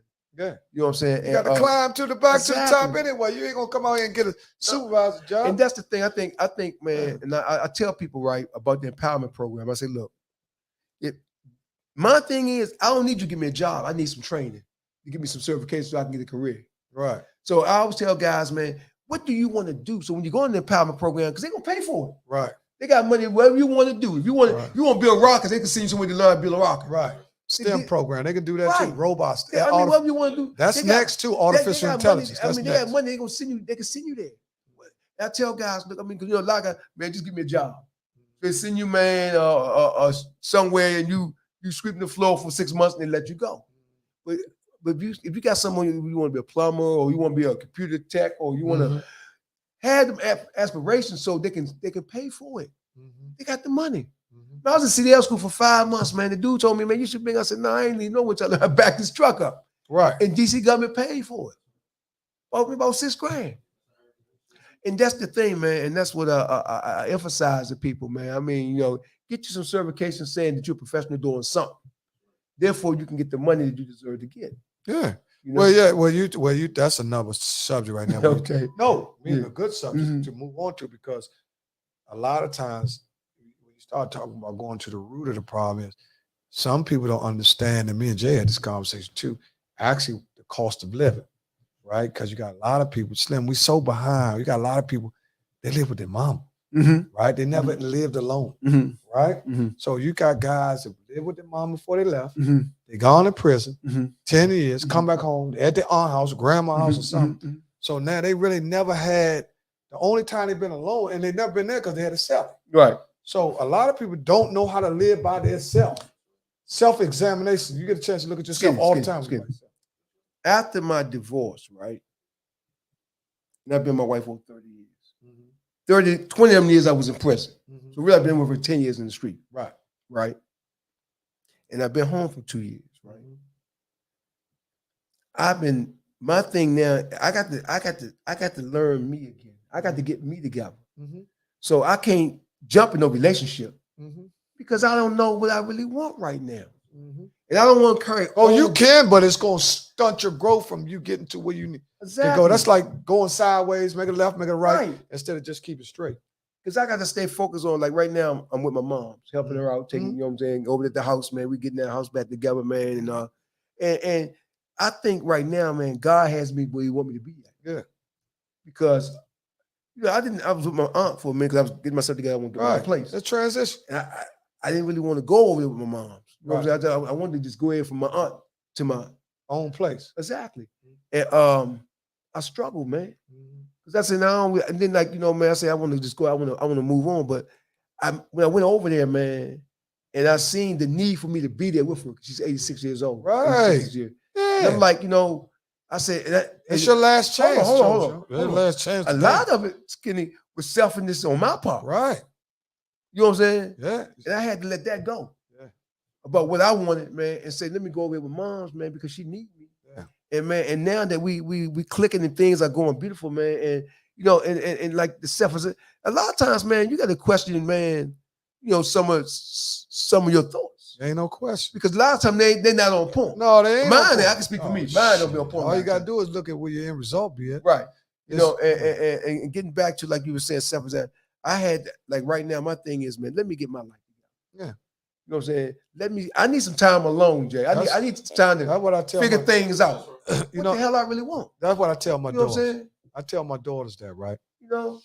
I got 2 daughters, right? My son, he's 35, you know. So how he doing? He's doing good. He figured it out. He got to work for the state. He's doing good. Right. Stable off. You know, one thing about him, he always got a job. He always working. Man, it's my man. Yeah. Always working. But see, I was trying to tell him about him being, you know, and they got to go through what they got to go through. You know, they always beginning. You know, I try to tell them the food is always beginning. Right. Like you work this job 6 months, gone this job for 30 more cents, work that job for a year, you gone that. I said, Slim, you had 5 jobs in 2 years. Right. For 60 more cents. Right. Well, you could have stayed on the one job and got some equity on that job, got you all your bennies and all that, which would have, and got a couple raises, would have put you over where you done jumped over 4 or 5 times, right? But it's just that, you know, people thinking, oh man, it's a better job. You know, they just impatient, back to what you said. Right. Not humble, right? But I told him one day, I said, man, one day you ain't gonna be able to find a job that easy. Right? You're gonna run into somebody in the job you really, really want. They're gonna look at your track record and see you done had 20 jobs in 1 year.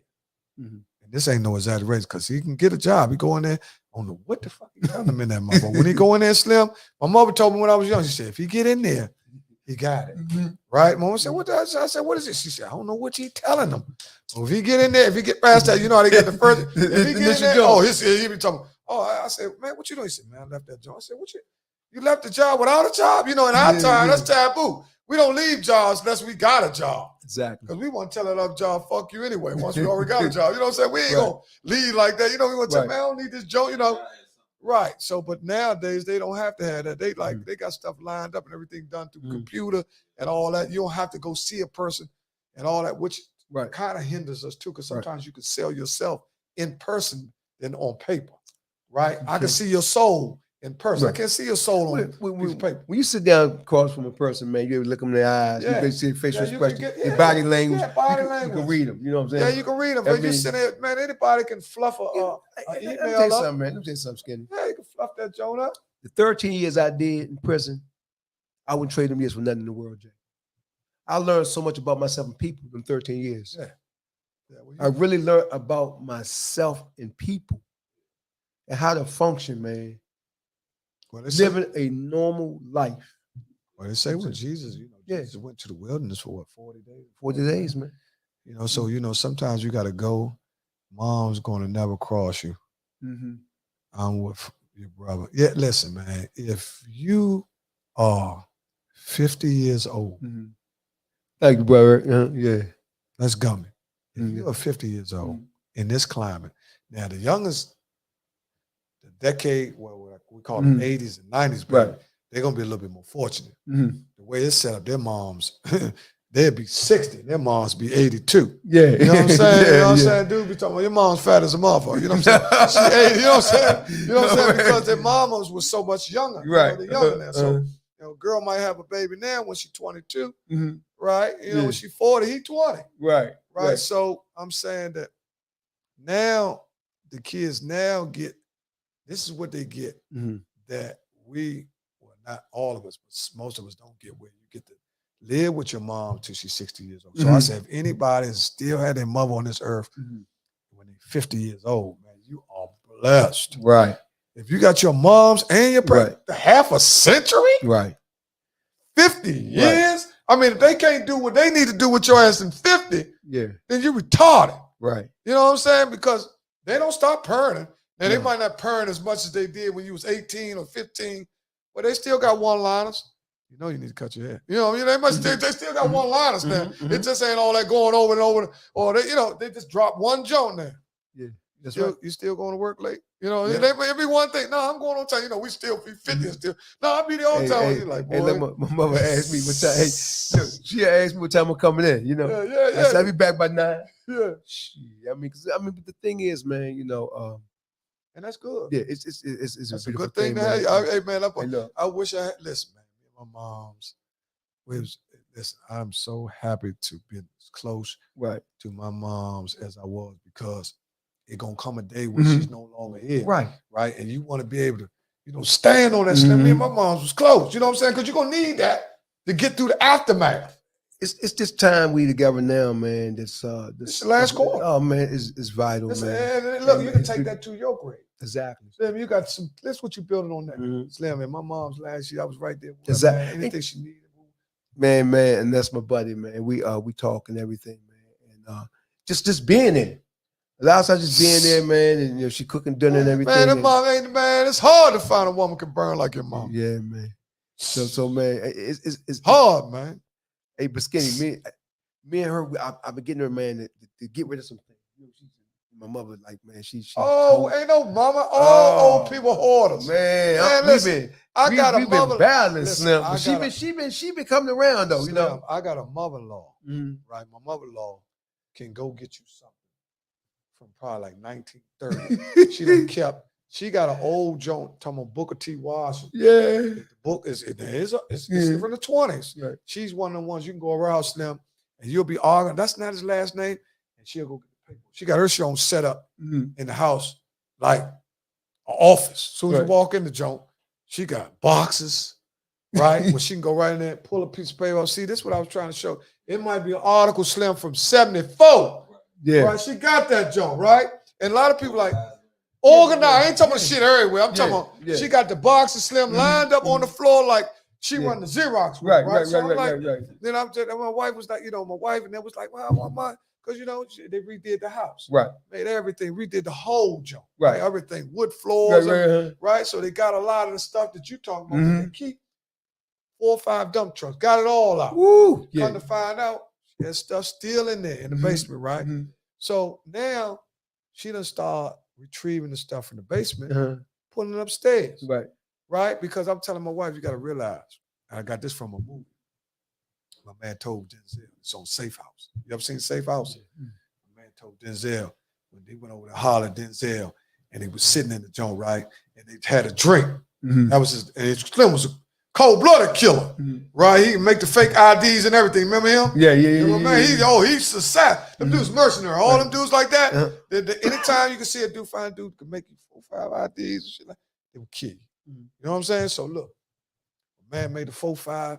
man sitting there, we had a drink. So he talked to him. He said, man, what's up with? He said, Slim, I'm chilling, man. You know, he basically was saying what you said. Right. I'm chilling. He said, then he dropped a line on there. He was like, he said, you know, we got more past than future. And that joint will go right over your head if you just listen to what he's saying. Meaning like the best part of his life will never be no more. Right? That's why they love that old shit. Cause see all this news, they ain't trip. Man, you see something like that. Man, I wish they would get on Facebook. That dumbass shit, that's their mindset because all this stuff log written down and codes and all that. Man. Checkbooks. Some old people still got checkbooks, right? And they got money, and you can't make them not write a check because they got money now. Yeah. They buy stamps and all that. But you can't. That's what I was telling my wife. My wife was like, oh, honey, she bringing all. I said, let her have it. She ain't, listen, it's okay. Right. Let her, I mean, what's she going to do? She retired. But let her have a bid. That's right. She got to have something that she want to do on it. What she don't do nothing but go to John every day, get something from John, because you know we can monitor her spending and all that. We got everything, you know, and she got money. Right? Them got money, and she ain't one of them, you know, she go to Dover and all that. But I'm just saying that to understand that, and me and you in the middle, it's however we want to do it. But like your mom, she got more past than future. Right. She ain't gonna live to be 180. Right. 84 now. She ain't gonna be able to be 168. You know what I'm saying? So what she has left, is far less than what she had. That's when my man said you got more past. That's right. You see what I'm saying? So he was telling the my man was this. I was like, man, what you doing, man? You chilling over here? Because you see what he was saying. He's in the trailer park. No trailer park, John. He really like hiding out. That's how they do. That's called being off the grid. Right. But he got plenty of money. Don't look like he got a woman and all this. The motherfucker thing, he over there. Yeah. You see what I'm saying? That's off the grid. He off the grid. They told my man, they took the little drink. I said, man, what the fuck you mean by that? And I had to think about that. And they was saying this, Slim. And that's how I got to understand why old people be hoarding. When people like, man, they be hoarding. And young people, we so caught up on what the fuck we want to do. We don't understand that this is their life. Right. Man, they love that shit. They put up black and white pictures out. They be like, fuck them selfies y'all taking. Y'all lunching with them bullshit. Man, look at this black and white. This Grandma Addie Mae. Yeah, this Grandma Addie Mae. This worth money. Man, I'm telling you, man, God is my witness. My mother-in-law got stuff. She got a book. I don't know if it's true or not, but the way she tell that story itself, she got a joint from Booker T. White. The book is so old, right? That you know the butt of it come off, you know, and the pages, she ain't got a nail one of missing. They not connected. She got them joint organized. Yeah, she got them joint organized. And when she get it, she hold it like it's Slim, like it's 10 Commandments. Holy Grail. She can hold it, like the Holy Grail. Yeah. She can hold that joint up and like, damn, and I look at, she got me looking through the joint. I'm looking through, and I'm thinking she got me going and talking about, wow. And that's so, you know, something to cherish, man. That's something to cherish, man. That's history, though. That's history, man. What's up, Big Sean? Leslie, coolest coach. What you talking about? Talk to me, man. I got my man here, Ernest Glover on, coming from Dupree Johnson. Went home in December. Huge void in my life. Listen, Dupree Johnson, that's a preacher. He's a minister. Right. Huh? Yeah. Hello, I'm coming home to Washington, D.C. The blessing for the city. Are y'all still trading time for money? I'm going to disseminate information on how I can allow your money to make money. Warren Buffett said, if you're not making money while you're asleep, you're working till you die. Everyone is invited, free. I'm bringing my kingdom building family. Bonanza Global, its international team and CEO. For more details, contact me. Man, well, let's get you on the show, Dupree. Dupree, would you like to come on the show and explain to the people? We can have you here live. And I can give you my little 5 listeners. Hey, Nikki. Hey, babes. How you doing? That's my cuz. What's up, baby girl? Listen, I got a jewel on you. I don't know how long you've been listening. This guy here, this is my namesake, Ernest. Now, we into our 3rd hour here. We down to the last 30 minutes. We'll probably go for about 15 more minutes. Okay, that's cool. You ain't heard. You told mom you're gonna be home. We ain't gonna lie to mom. No, we are. That's how I think, Slim. No, man. no. Yeah. But see, I'm telling you, man. That's how. Look. Listen, that's how we roll. We brought up from the old school, man. See, this is another thing too that you got to realize. That's why I try to tell people, get a better understanding of the young people. You got to look at who raising the young people, right? Young people raising young people, right? So young people are still trying to find themselves, so they can't give but what they have, right? Now, I'm a better parent at 38 than I was at 25, right? Right. Because I've been through more things in life. I understand what, you know what I'm saying? I understand. I know. What's up? Hey, Tish, your boy done called in sick, talking about a volleyball game. I got him.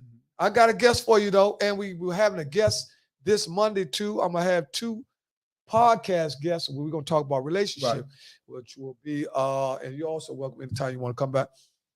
Door's always open for you. Also got to, disclose Cash App for you, too, because time is money, like my brother said. And, you come out and gas $5, $6, man, you can't be thinking of nobody. We all working together. He's skinny, man. We all working together, Slim. One thing about me, if I get a little bit of money, I'm going to spread it around. I'm going to get, you know what I'm saying? And see, man, well, that's why the ethers are against me, because they know I'm one of them type of dudes. I had about 40 million, 20, 30 million, Slim. I would have so much going on. From the itty bitties to the crib, I had crib racers. I had midgets racing there. You know what I'm saying? I just created a lane because I love people. You know what I'm saying? Right. And the best way to really love people is to love them. You know what I'm saying? That's like, people say a lot of different things, but it's sad to say you can kind of like tell where a man's interest is by where he puts his money, right? That's why you got to spread your money around so that you care about other things than yourself. There you go. You see what I'm saying? That's what dudes, man, my white people say, why you give him that $3? I walk past the dude. Listen, man, I got $800 in my pocket. Right. What the fuck is 3 ones? Right. But the look on his face when he get the $3, and I'm talking about, you don't know what Jesus is. Jesus could be a bum in human flesh. That's right. On the corner. That's right. God could be testing you to see how you're going to act towards him. That's right. Right? So be careful who you walk past and talk about, oh, they ain't got a house on here, he ain't playing the flute. And all. That's the motherfuckers. Oh, they always got a reason not to give. Right? But you should always have one reason to give, that you're doing okay. Right? Man, listen. This is one of the best compliments I got from somebody that I gave some. Man, I gave a dude $3. Right? At 8th Street Day, we was leaving out. And I had some change. I was leaving out. And the dude was sitting there. He never asked. He just gave me eye contact. He looked at me. And I seen, and his soul was at the end, Slim. I'm telling you, when you start dealing with another, you said, we know who called it. Right. I look at the motherfucker's shoes. You got your Jones clean and all. Man, get the fuck on away from me, Shaw. You got motherfucking Balenciaga. Tell me, give me $2, Slim, with a man. No. Yeah. You know what I mean? But if I look at you and you worn down, Slim, I'm looking at it. I know you ain't slept. Right. I know you hungry. Right. Your jeans stinking. I know you ain't put that on as no costume. Right. You fucked up. Right? I know. I'm from Washington. I looked at this dude and I looked in his eyes, Slim. It wasn't nothing for me because I do it all the time. Right. And I gave him $3. But when this man looked at me, he said, man, you're an angel. I'm talking about, man, ain't nobody never had no effect on me like that. Dude used to, man, God bless. You know, I do the God, the regular joint, that joint ritual now, God bless. Man, the dude looked at me and said, oh, man, my wife looked at me, what the fuck? My wife was even shocked, right? That you could feel it, right? He said, man, you're an angel, man. I'm telling you, man, you're an angel. He was like pointing down, be like, man, you're an angel. It wasn't off no drunk shit. It was all, man, this is right what I needed. Right. Right. It woke me up, right? And just when you ready to say, man, I'm sick of these motherfuckers begging at 7-Eleven. Motherfucker, somebody out here that really do need the money. That's right. Your mental health is at an all-time high, right? We got people 20 years old getting put out the house. See, we 20 years old. We lunch on the boat. You still gone. Right. You know what I mean? Right. And we're going to eat. We wake up tomorrow. We come back up. We do it again. Right? But we going home. Right? And we ain't going to cuss our mom out. Off the boat. Off the boat, yeah. Then lay down, Shaw. We can watch the bed spin and all that. We lay in the bed, watch the bed. Yeah, get a cup of milk. Yeah, we know damn well don't noise when mama know we lunching. Yeah, you go lay down. Yeah, some milk, man. Yeah, but we had so much respect for our parents that we didn't even want them to see us like that. But when you lunch, you lunch. Yeah, you're right. They know. They're like, oh, that boy off that stuff. Yeah. Right? But I'm saying they got guys now, Slim, in the nation's capital because of gentrification and prices high and all that, right? And people running out of answers and resources. And people, they done burned so many bridges. Man, you telling me 20 years old, it's over? Yeah, they're in the streets, man. I'm talking about 20 years old. You see a dude like Shorty's gone. His mind is gone. 20 years old. Slim, he's 20. What the fuck happened between high school and that? Right. Fake weed is working faster than PCP. It sure is. Fake weed is, man, fentanyl, fake weed is working faster than PCP. Man, we smoke PCP, Slim. I'm talking, they say that joint put an elephant down. Yeah. Slim, we smoke that joint, go to go-go down for 2 hours. Sweat it out. And sweat it out. Or ride down King, or get on the bike, ride through Rock Creek Park. A dude might jog back from the house. Yeah, jog from the house, lunching on the boat. Lunching on the boat. Jog all the way home. Say, man, nigga tripping. Say that man tripping, but he home. He all right though. Yeah. Say, man, see him tomorrow. Like, Slim, you was tripping. Like, what I do, young? Yeah. You know what I'm saying? Nigga so bright, like, what I do? But now, this done got so progressive. Because see, what happened was, when you do research, in the 70s, our community was flooded with heroin. In the 80s, our community was flooded with PCP. Right. In the 90s, it's the crack epidemic. That's right. So when they say, hold up, man, these motherfuckers so strong, they done got off crack, fucked up houses, lost houses. They counselors now? Yeah. These niggas drug counselors, they got off that? You mean tell me, oh, hold up, man. You mean tell me this woman been a prostitute for 5 years. Now she's the CEO of the drug program. She done got herself together. She been clean 6 years. And, oh, we back. We can't kill these niggas. Right. You say, man, we can't. These motherfuckers are unbelievable. Right. You see what I'm saying? We done put the heroin out there, right? You know, where at that time, in the 70s, that's where we were going from the transition from the Civil Rights Act, right, to where we had a lot of musicians who were turning over, right? And we had poets. We had some of the best artists, right? Motherfuckers, those are the people who start using heroin, right? Because a lot of them went through the draft. Did the 3 years, came back, had heroin habits, right? Through everything they seen and all that, traumatized, never was treated right, came back. Bams was $1. You can get a shot of dope for $1. Yeah. $1.50. $1.50, Bams. Ain't even heroin. It ain't even dope. It's just something that made them feel like it's dope. Kind of like how fake weed. See, Bams was fake weed back then. You know, dude, you see all the dudes, old times, they got a bunch of misses in there, shooting dope underneath the skin where they got all the misses. They was missing the vein. That's what they call misses, where you shoot the dope, but don't even go in the vein. Go up underneath the skin. That's what burns the skin. You feel what I'm saying? They call that a miss. No, that's abscess. The misses is when you go, you look for a vein, you get the vein, the men fish and you, we got perfect veins. We can go in, boom. You get to the point where you shoot so much dope, you run out of veins. That's right, you run out of veins. You run out of veins. I done been in a Lorton prison where a guy had no more veins. We had to stand up on the toilet, upside down to get the main vein. He was shooting dope out his forehead. Right? That's the last, because when you turn yourself upside down, you know, the blood rush down your head, right? So this, you know, not to glorify all that, but just talking about the transition from the 70s, the 80s, and the 80s. Man, we giving, listen, you had to live this. We gonna give these Negroes something that'll take an elephant out. Yeah, we still function. These niggas ain't gone yet. Yeah. So, okay, now we got to come up with something stronger. It came out with crack. Now, in the 90s and all that, they said, well, these niggas, so they started bringing all that. Y'all got to look at the fact. Now they bringing the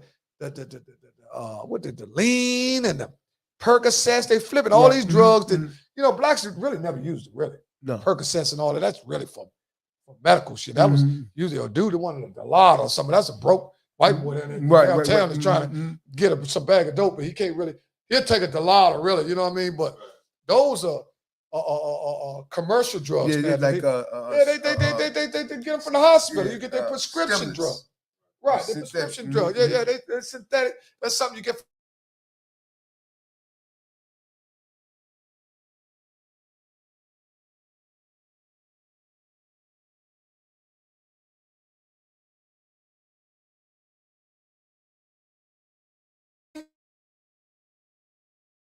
This shit ain't. What nigga can do that?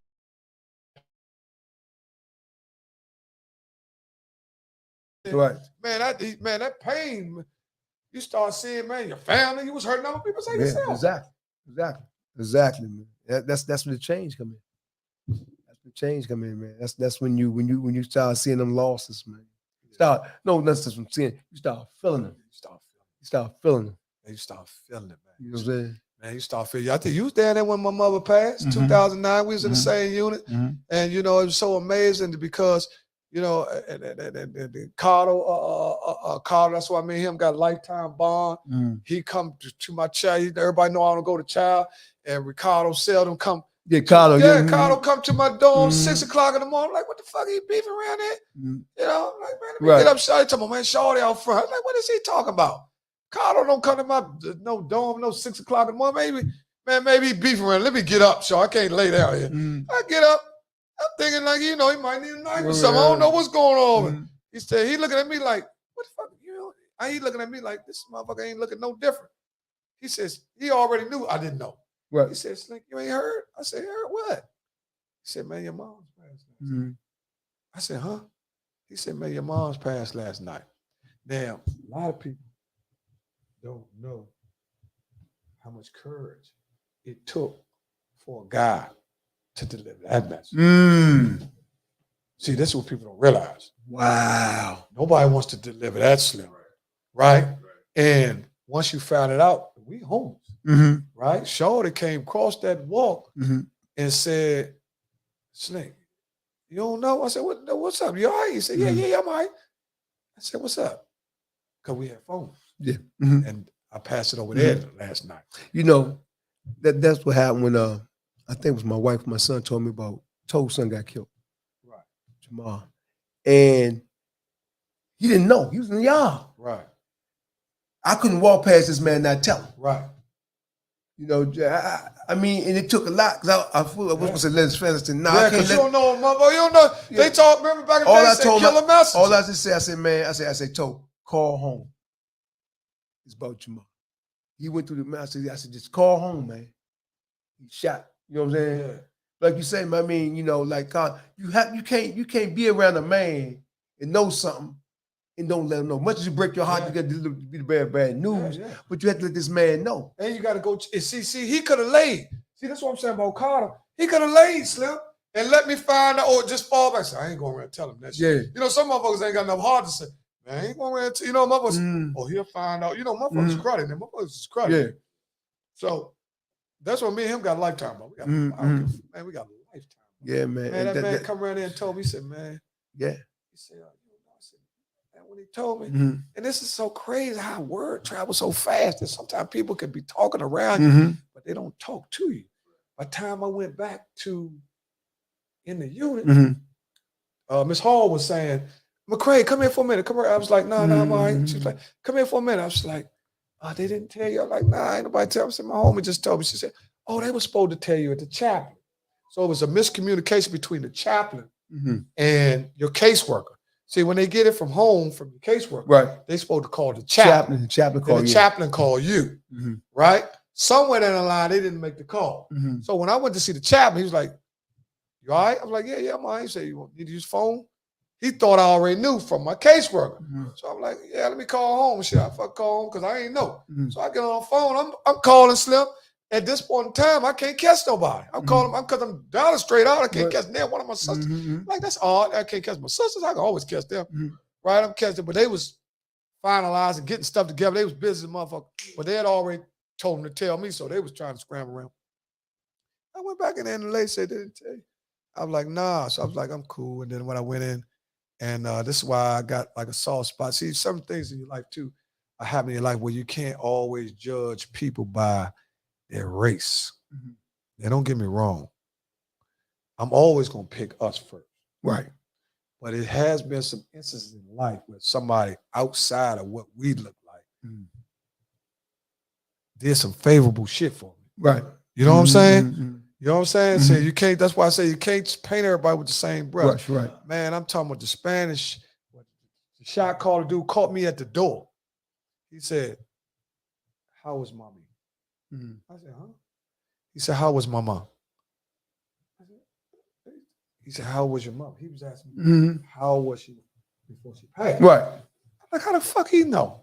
That, but I ain't going in there because I don't want to, I'm like, how the fuck? But it's shot call. They get information, they already got Flago, his mom passed. So he said, look, man, you might pay for nothing.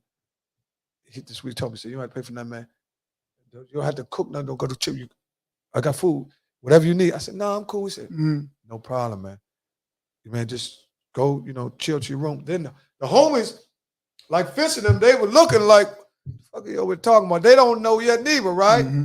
But I don't know how they knew before them. But whenever I get to the table, I was like, I'm going upstairs, put my towel up, a little time. And, everybody, this is where you say people got hearts, where they understand. And it's like, God damn. Yeah. And people halfway like it. When they see something like that, they be like, they feel it. They feel it.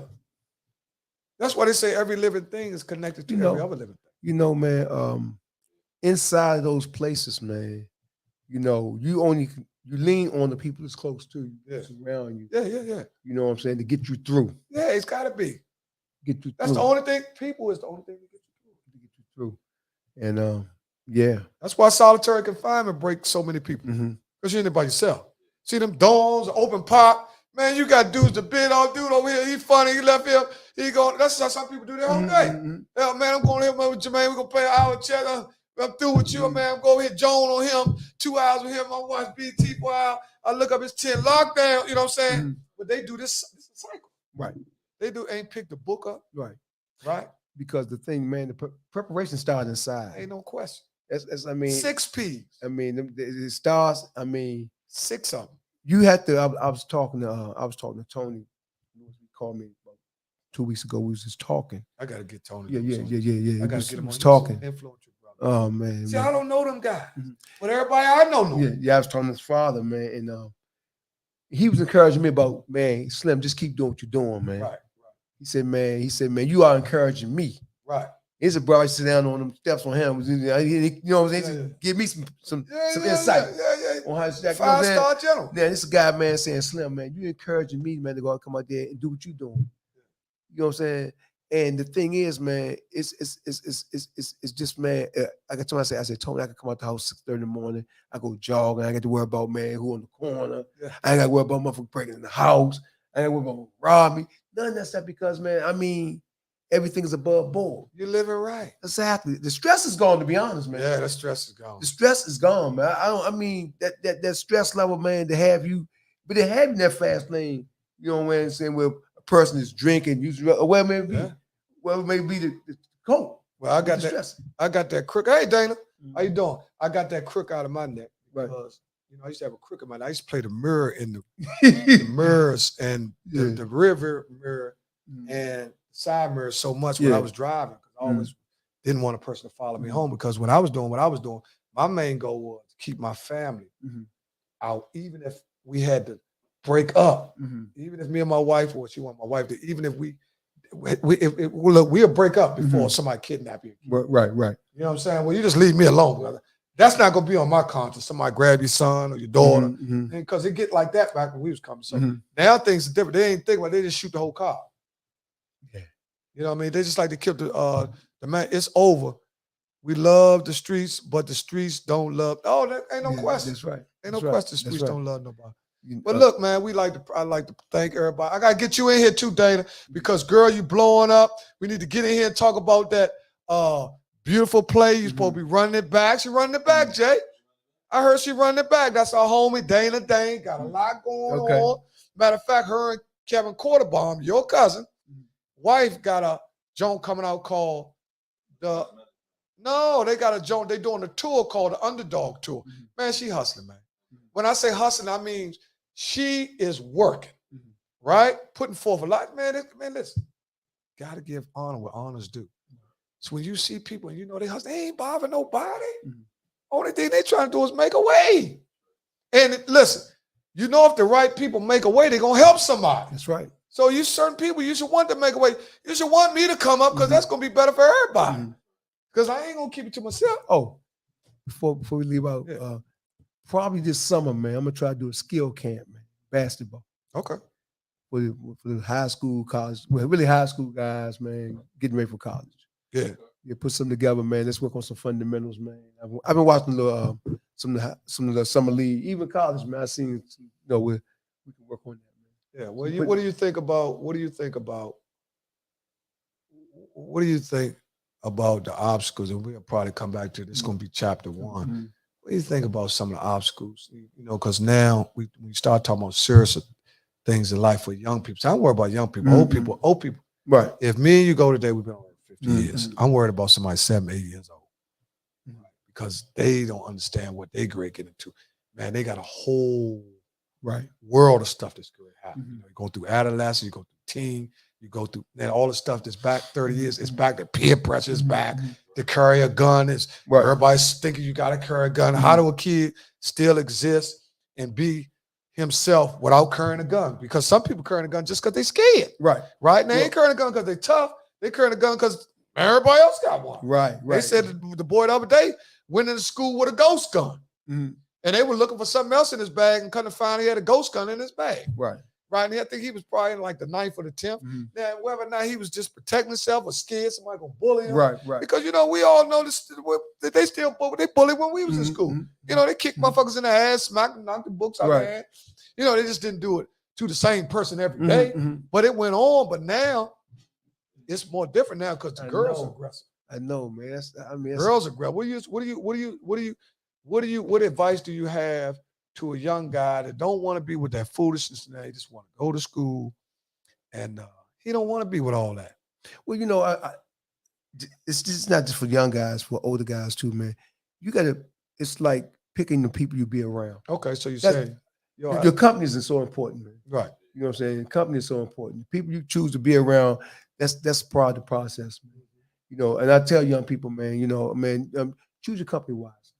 You know what I'm saying? I mean, because a lot of times, man, it's like us. You can avoid certain things if you're not in them crowds.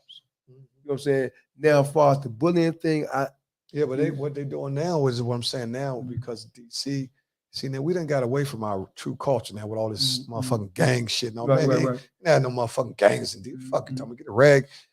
Motherfucker kicking your ass, talking about the rag and all that shit. Man, ain't no more. But I'm saying now, some kids now, they might want to do right, but they might be forced to be with guys now because they scared not to be with them. Mm-hmm. You follow what I'm saying? Dude don't want to be with them, but he's scared of man. Man, you bitch ass nigga, you don't want to hang with that type of shit going. But Skinny, the thing with that is like, I think with young people, man, you saying like with us older people, you got to believe in yourself. Also, you got to know that, man, that you got to what I'm looking for, because it's like my son. I'm gonna use it for example, man. Mm-hmm. He grew up uptown, right? Mm-hmm. But he knew, man. He said, "Dad, I know these things I have to do to stay out here. Mm-hmm. I know I can't go in that path because you went in that path. Mm-hmm. So you got to be individual." And you got, but your son. But see, he also knew what a man looked like. He knew how to be a man because he seen some man between his uncles and his daddy. Right. But what about the kid that don't have no uncles? Wow. What about, see, this is what I'm talking about. You got a lot of kids now. It's to see because the uncles ain't nothing. Mm-hmm. The uncles is young. Their uncle 26. Mm-hmm. The fuck he gonna give you advice to a 6-year-old? He tells Shaw, man, I'll be seeing some dude, Shaw, man, don't let nobody do nothing. They encouraging, they're not giving them no solutions. Mm-hmm. They just teaching the kids how to fight or, they ain't. Well, no alternative. The alternative is, like I just said, the alternative is you got to put yourself in the environment with people that are able to help. I mean, like we play sports. A lot of times, sports, but also, man, you got different type of programs. Like if you're might be in the computers. You got to find your niche and go that way. Yeah, you know what I'm saying? I mean, that's a lot. Exactly. Man, that peer pressure is back, man. I always told, back. Like, Skinny, you made a good point. Like with me, I had a chance to tell my son, like, man, you don't have to sell drugs to be cool. Right. You ain't got to totally. Exactly. I mean, you ain't got to do those things, man. Right. And those something. A lot of times, man, I know we used to come up, we was trying to get some women. Yeah. Younger, we was doing things. We was trying to pull something. We was trying to get some money. We was trying to go to the club. You trying to put. Yeah, well, one thing about seeing things now, so listen, they not doing nothing what we was doing. Right. It's totally different now. See, this is where we there's two different worlds now. We're in the cyber world now. A lot of these kids is everything that they believe in, or not everything, the majority of what they believe in is fiction. Right? From the morals, the values, who they look up to. See, like you said, you had people look up to. They looking up to people outside the house or on TV. They think it. See, Instagram. They don't believe. Our kids have been led to believe that the only person who really can be influential in your life is a person who has a lot of money. This is what society is selling to. That's what I'm saying. It ain't all that. Society is pushing these narratives too. They don't know.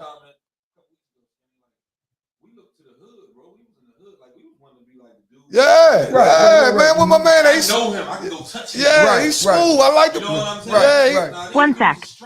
Yeah, man.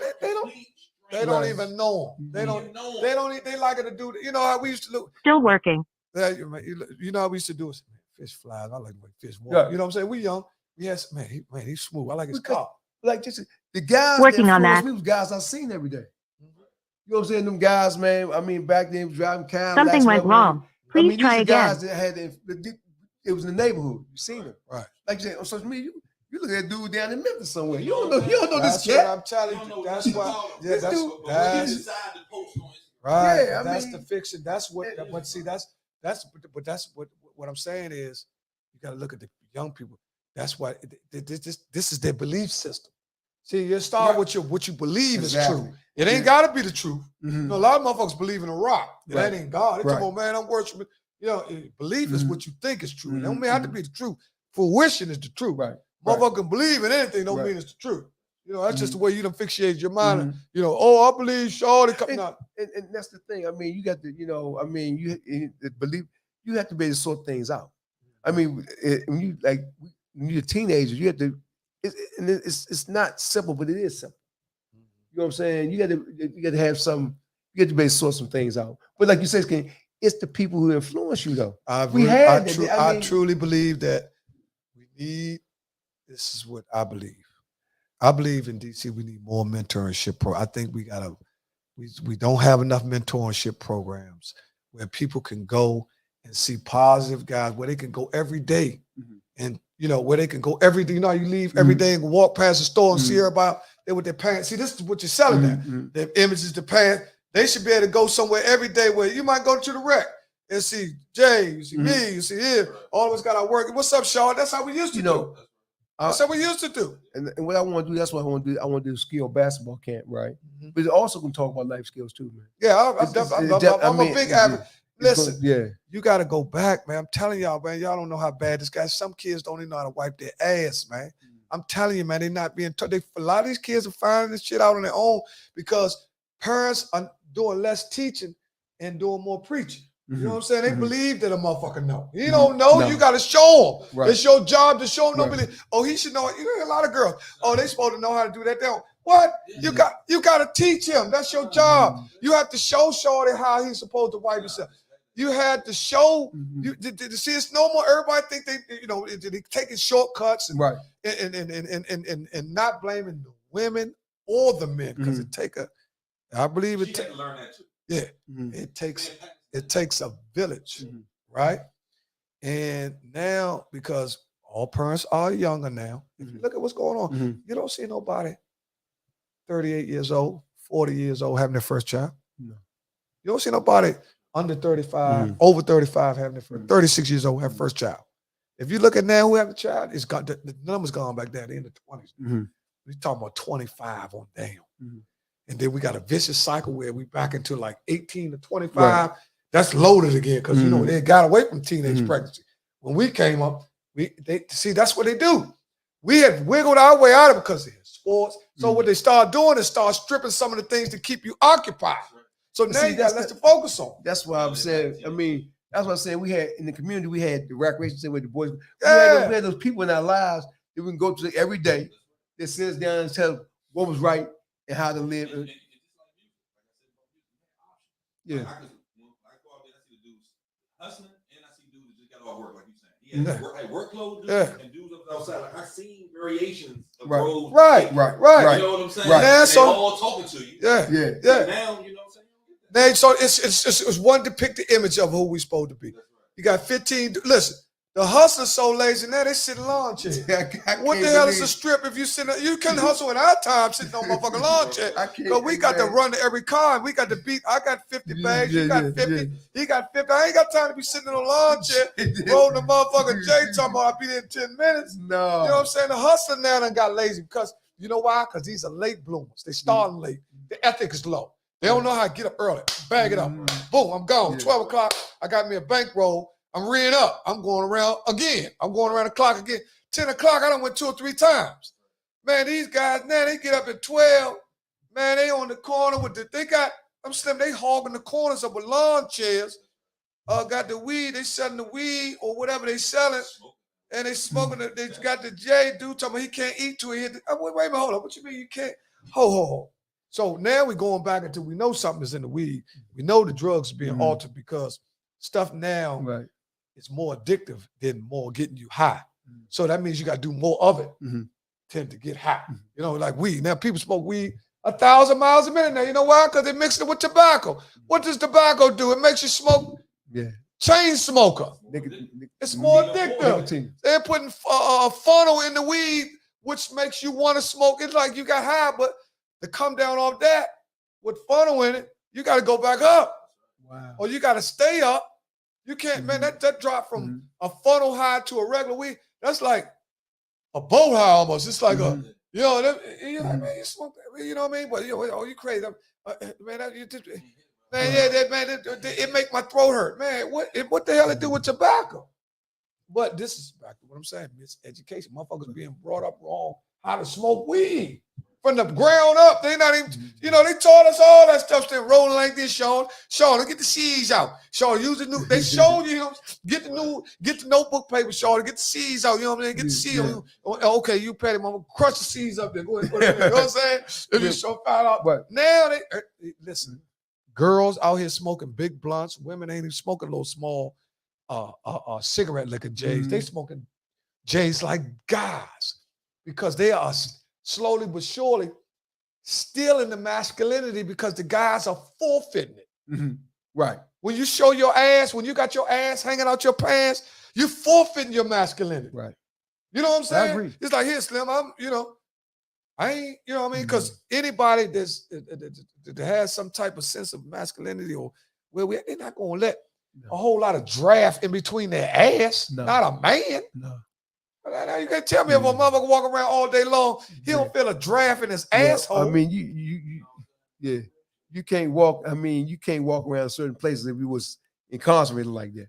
Oh, make no mistake about it. That's one thing that Lord made you do immediately is pull your pants up. Because they had sexual predators down there. So, you know, guys would, what's up, Shorty, my man? You know what I'm saying? What's up, Chip? Yeah, Shorty, you my man, Shorty.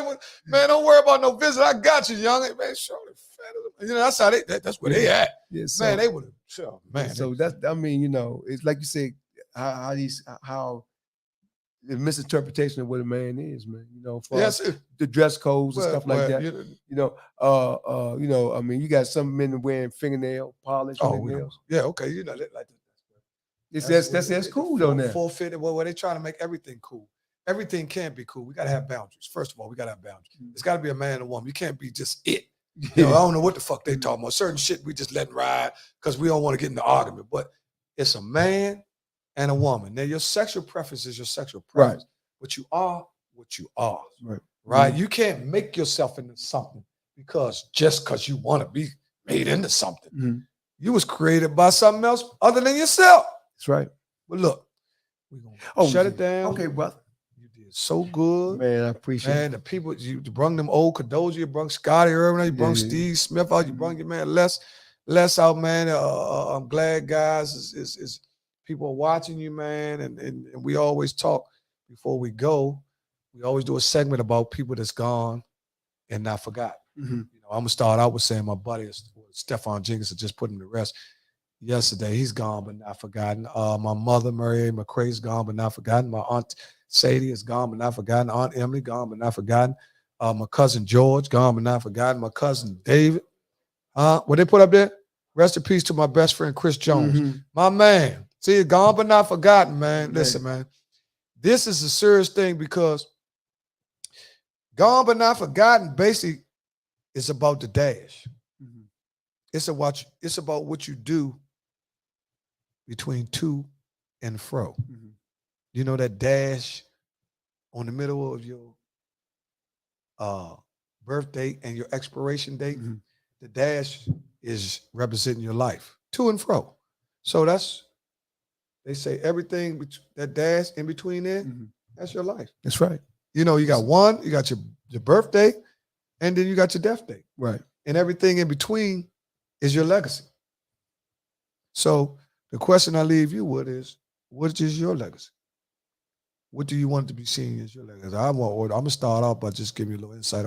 I want to be considered a good son, a good friend, a great husband, a great father, and some of the things I'm still working on. Right. Because I put myself in a hole, you know. So when you start off, you can't catch up. No. But you can make up. Sure can. You know what I'm saying? Can't catch up. And I piggyback on just what you said, as far as, you know, you can't catch up. Great son, you know, great father, you know, great sibling, you know, great friend, you know, a great, I'm not gonna say great, but a person that gave back to the community, man. Yeah. You You know want to what be I'm an saying? influencer. So they changed that now to a community influencer or activist. Gone but not forgotten Cheryl Moore, which is Michael Moore's sister. Listen, man, we appreciate everybody for tuning in. I got my man Ernest Glover here. If you can get to him, however you want to get to him, how can they contact you if they want to use you for speaking engagements or anything that they might want you to speak to some youngers? Just call me. You don't do the social media. No. Man, you can have an email or anything. You ain't got to be on social media to have an email. You got jobs. I know you had them jobs. People email you. But with a check at, you know what I mean? Okay. You don't need social media to get some information to you. You know, social media is just basically something that a lot of people use that know how to use it the proper way as a news feed. Right. Now, a lot of people, you know, some people, it's social media, it's just getting social issues off there. Some people abuse social media, get up there and, you know, and then some people hustling off there. You know what I'm saying? They selling pussy and everything. You know, so it's a wide range of things what they're doing. My email is e.m.glover, Glover 202 @gmail.com. Okay. Give it to him one more time before we go. E.M. Glover, Glover 202 @gmail.com. Man, let's give a round of applause for my man Fish, man, better known Ernest Glover, for the beautiful job he did at representing him and his family. See, he already talked about it ain't just about him. So he understands when he do something bad, how it affects his family. When he do something good, it affects him too. Exactly. So now you're on the other side. Give my man a round of applause. Man, listen, man, I'm proud of you, Slim.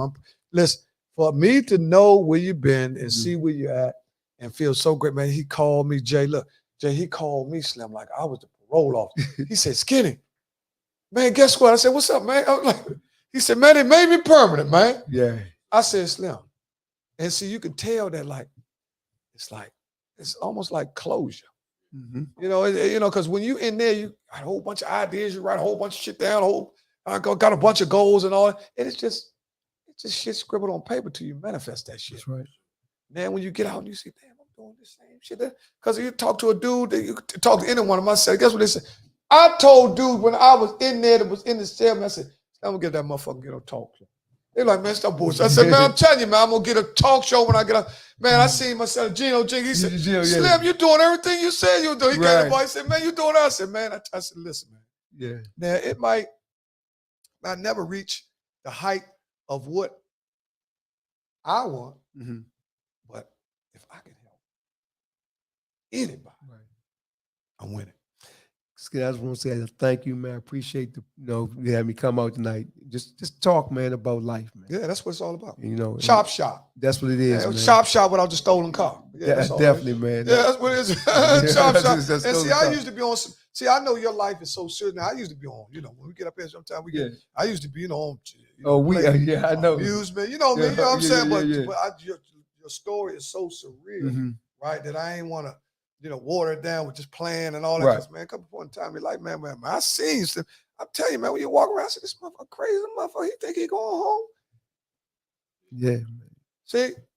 I'm like, man, this motherfucker got life. Man, do you know what it is to have life in prison and then to be here doing so good? And, man, it just make people so happy.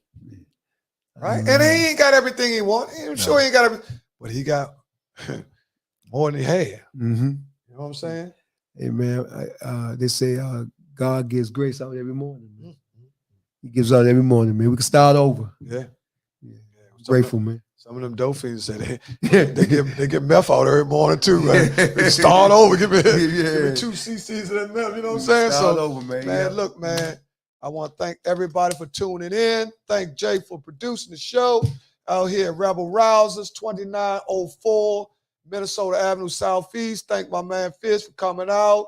Also, this Monday, I will have 2 guests.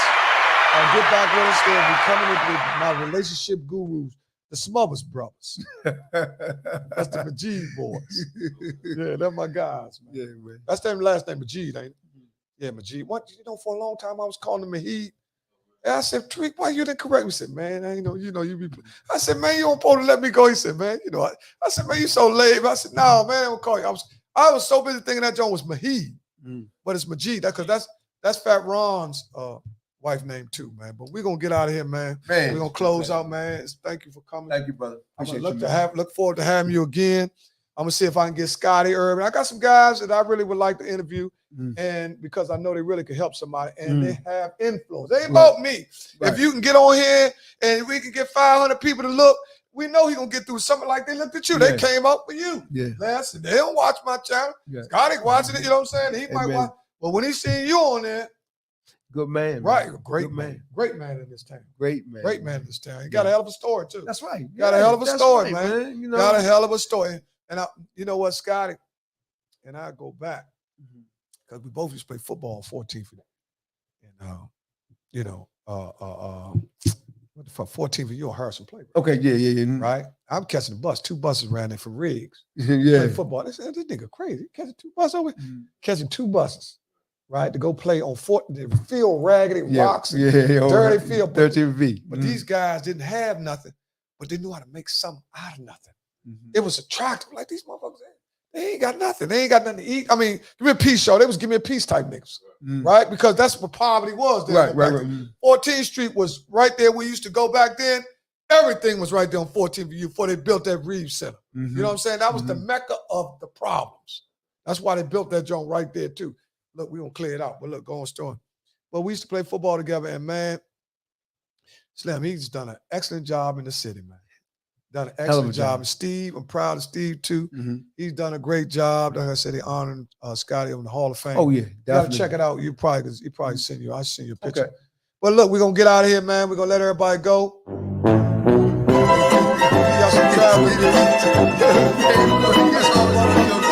Motherfucking Don Corleone music. You know what I'm saying?